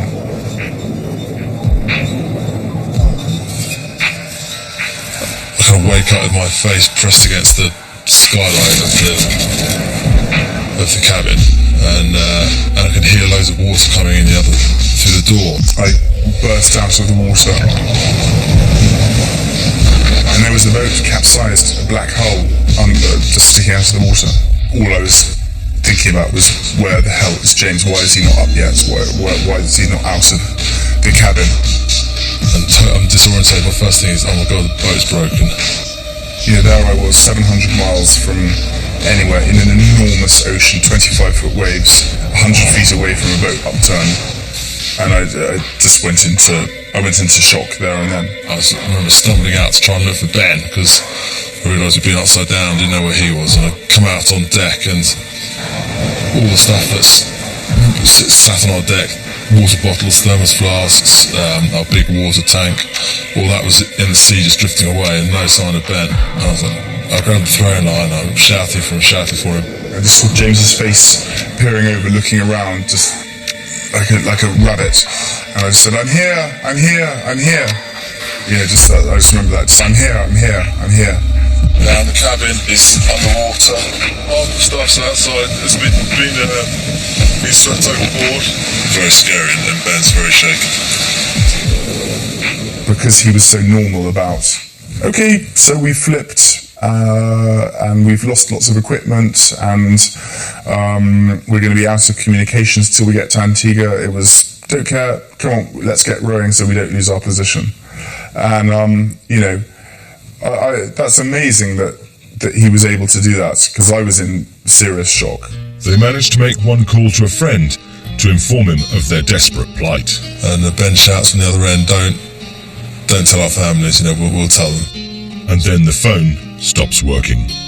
So all we knew is we had 700 miles to go.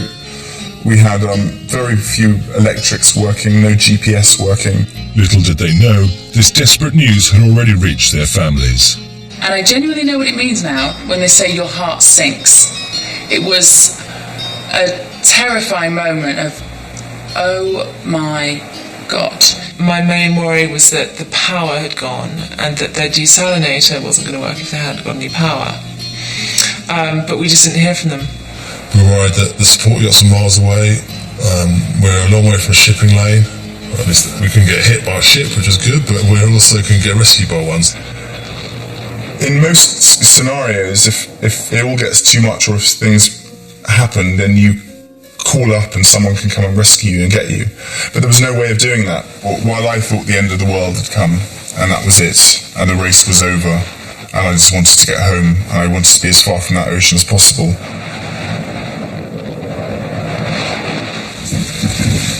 The nightmare of the capsize has also caught up with James.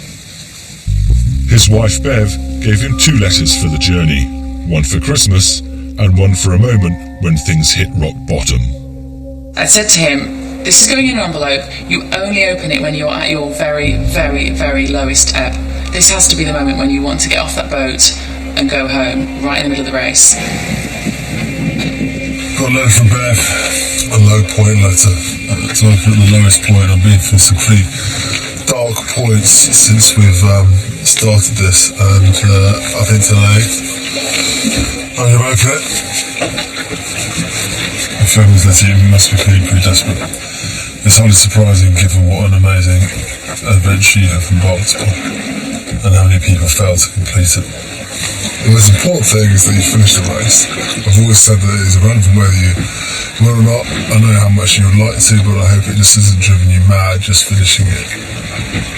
Just finish it, baby. Call me baby if you need to talk, no matter what time it is. I'm sure the nation is following your progress eagerly.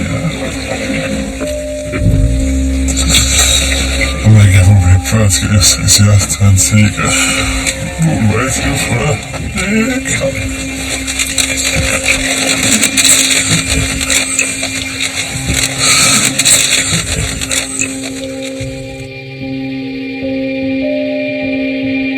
No matter how bad things are normally in life, you can leave them behind and go somewhere else. And we couldn't do that. We just couldn't leave it behind for any second of the day. It was always there. Stuck hundreds of miles from land, and with no communication with the outside world, Ben is tormented by not being able to speak to his loved ones. I'm so worried about everyone not knowing whether we're well and safe or not. When I was rowing just before, I was just panicking about what might be going through their minds with, not knowing. It's so awful.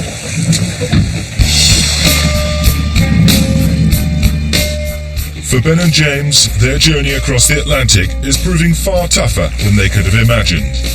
After the terrible shock of the capsize, they've resolved to focus on getting to the finish line fast, and they start to make real progress. We've got going incredibly well from the capsize. We got straight back on the horse and clocked out sort of between 80, 90 and 100 miles over the last few days. The boys hope that the lowest point of the crossing is now well and truly behind them. It started out and was, Ben and James' big adventure, but it did become a huge, enormous battle with the ocean. After almost 2 months of such a punishing challenge, the physical nature of the race is taking its toll, particularly on James. These last few days, there's been lots of bottom painage. Yeah, more bottom painage than... But despite the excruciating pain, they're persevering against all the odds. Been hit by yet another problem. Our water maker is on the blink, which means we have no water. During the capsize, it got flooded and was badly damaged. The water maker I don't think liked being capsized. And now it's struggling to produce the 30 litres a day that they need to survive. The bottom line was we knew nothing about how the water maker worked. We had a manual on board. They are unaware just how far they have left to go, and more importantly, how much water they're going to need. This whole kind of race is a constant weighing up of pros and cons. Do you stop for X, Y, and Z? If so, for how long? Do we lose our lead by doing so? Each boat in the race carries an emergency water supply. But if they use this water, they incur time penalties. They've already had to use it once, now this will be the second time. Sounds very, very, very weak. Yeah, I've tried to be as optimistic on this as much as I can, and this is it. Resigned to the fact that the water maker is broken, they dip into their emergency supply. Don't know what should to dip in, and if you dip in it, you may as well get your head around it, and if you can't get it, we'll be on no water and we'll die. But there's only enough water for 5 days. In spite of all their hard work, because they've used their emergency water, their crossing will be judged to be slower. With the emergency water in short supply, Ben and James focus on getting to the finish line as fast as possible. Our GPS wasn't working, we had a compass bearing, we just headed off on that and off we went. Ben and James have overcome yet another hurdle together, but the constant mental and physical battles are starting to prove a real struggle. There's so many different things that were worrying us, and it was tough. No one will ever fully really understand what it's like rowing 2 hours on, 2 hours off for 50 days in enormous oceans, knowing you could be capsized at any moment, knowing the water maker could break at any moment. You know, it was like tenterhooks just waiting for something else to break, knowing it could. Every time you were doing well, something else would go wrong, and James is the only other person that will really understand what that was like. They have little concept of their position in the race. Antigua and their loved ones still seem a long way off. Well, it's been about 5 days since the capsize. Still don't have any water maker, anything like that. It's just ballast. I'm only just saying, this much. I'm losing my marbles. You know, I definitely began to lose it in terms of my mind. Probably about 3 days from the end was the worst time, and I did become officially loopy. But their current situation is testing their sanity. They've been in total isolation since the capsize and only have themselves to fall back on. But just as it's getting as low as it can do, suddenly their temperamental VHF radio crackles back into life. It's another boat, and it's a very welcome sound. Hi James, I'll give you our position if you've got a pen, and that way you'll know where we are, and I'll keep you updated, because obviously the VHF range, if you keep going at the rate you've been going at, you'll be out to us within a day or so. Over. We've slowed right up now, actually. The radio has come into range with another boat competing in the race. The total lack of communication since the capsize has been one of the most trying parts of the journey. 058. And you'd pull your hair out and we'd fiddle with things, and then suddenly it would start working again, and you'd just feel complete elation. Still unaware of what their families know, or more importantly don't know, they relay vital messages to their loved ones via the other boat. Early next morning, they receive the news they've been so desperate to hear. The other thing he says is all families, partners and friends are well in Antigua, and all looking forward to seeing you on your arrival. Over. Great. Thank you very much for that. It's so good to just be able to talk to someone. Anyway, to tell you the truth, not that James is very good company, but it's good just to know that there is an outside world and other people rowing. So thank you very, very much. Over. We'll speak again soon. Atlantic 4 over and out. This is Spirit of EDF Energy out. This is just the lift they need to push on to the finish line. Since the capsize, the weather has been with them, and they've been enjoying glorious sunshine, which has been gradually drying out their electrics, including the intermittent GPS navigation system.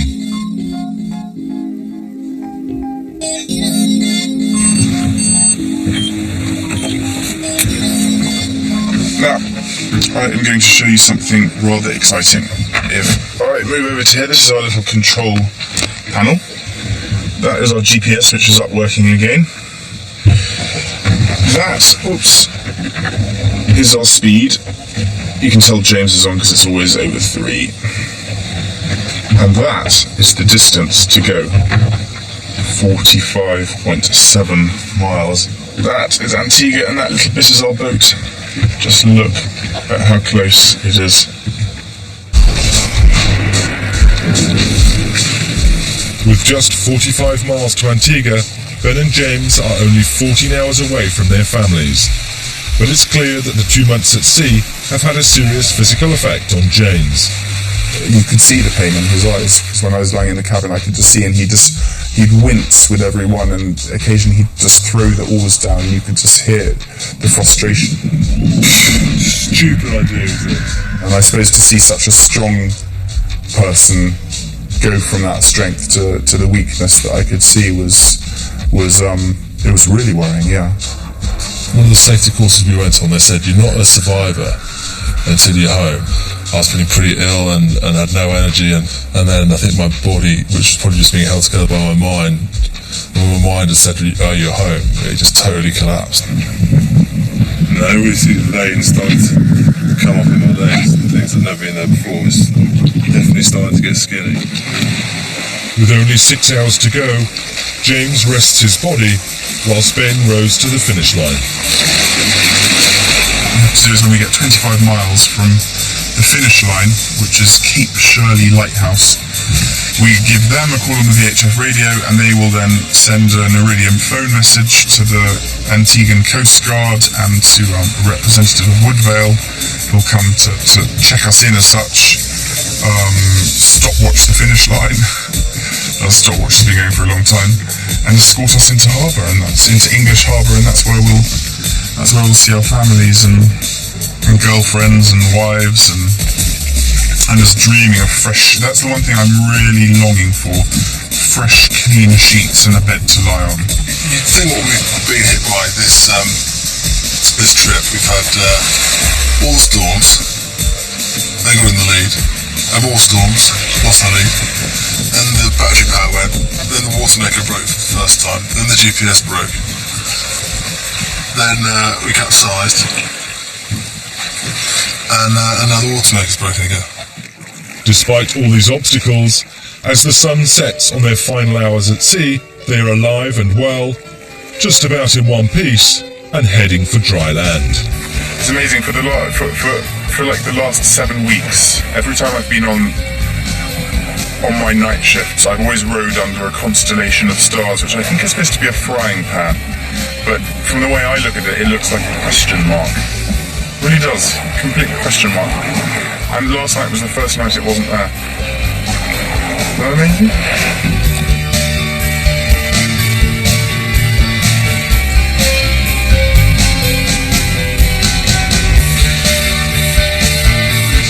There's some lights behind us, and one of them smashing, and that is the lighthouse bed. That is Antigua's. What's it called? Cape Shirley Lighthouse. Shirley Lighthouse. And we're making steady progress. I'll say one arm rowing with one broken seat. Like I've been doing all the work that Ben's been doing. I'm just here for the glory run. And then Ben's going to take us over the finish line. Friends and family gather on the quayside in Antigua, desperate for the first glimpse of their loved ones. They haven't seen them for 2 months. I can't wait. I'm so excited. I'm so excited. I can't believe this moment's finally here. I'm looking forward to seeing him now, but I'm just quite worried about what sort of stage things. Apparently his sores are quite infected and we might have to get him to hospital, so I just don't want him to be in any pain. GMT, it's about 5 in the morning. So midnight in the Caribbean. And what are your thoughts? Elation, relief? Will be relief on my bum when we get out of here. They set out on an adventure together that would change their lives for good. One Olympian, one celebrity, and one boat embarked on a voyage of extreme endurance that would see them pull together in one of the most dangerous places. After 2 short months of preparation, they said goodbye to their loved ones and headed for the high seas and all that it could throw at them. They have been through the hell of incredible physical pain, the horrors of dehydration, and the high waters of life-threatening storms. But after 3,000 epic miles, they are nearly there and in one piece. That is the finish line! We've done it! We crossed the Atlantic!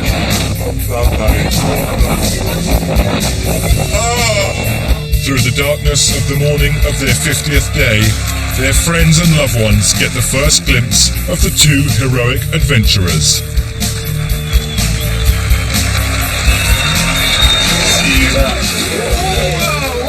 James Cracknell and Ben Fogle.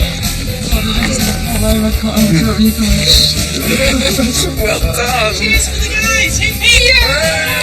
They finally completed their incredible voyage, crossed the finish line in first place, and they're 2 days ahead of the next boat. Look at you.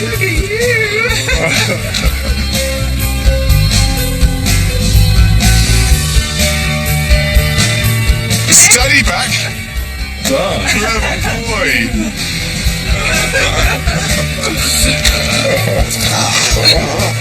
That was fun,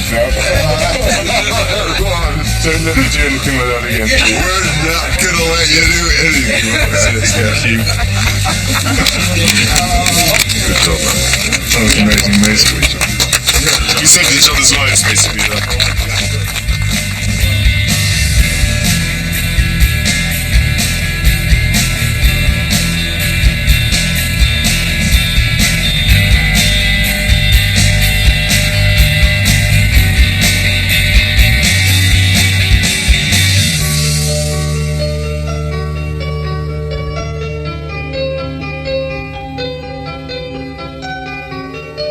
He was an amazing, we were a team, and I think we both had our positive attributes to it. But James was, he was a very strong force on that boat, and I have an enormous amount of respect for him.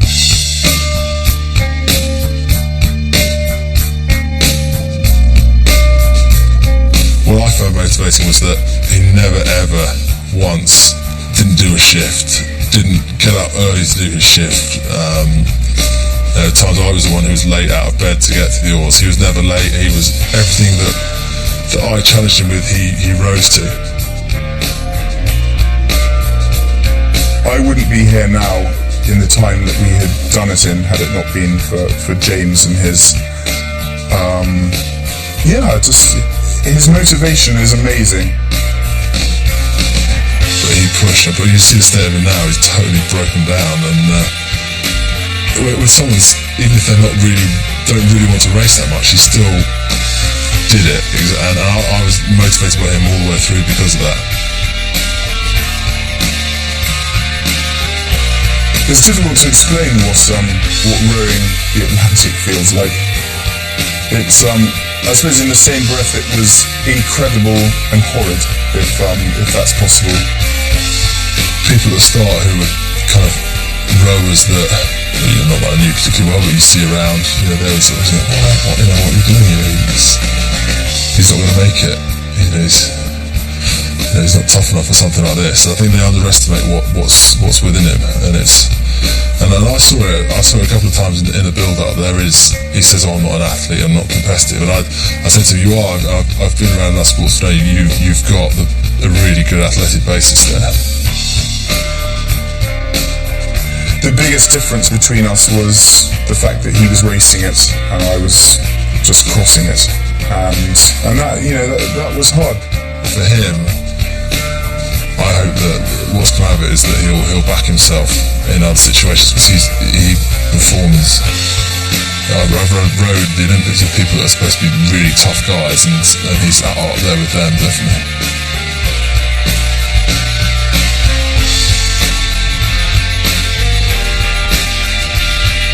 Two days later, Ben and James meet to reflect on their phenomenal achievement of rowing 3,000 miles across the Atlantic in a 24-foot boat. So it's all over now, so What are your have you got any thoughts about what you've been through and what you're feeling now? Well, we haven't sat on the boat for a couple of days, and it's really weird sitting back here now, as we left it that night, with just loo paper still sticking out of the bag, sun cream on the deck. Look at this pot of Vaseline. Look.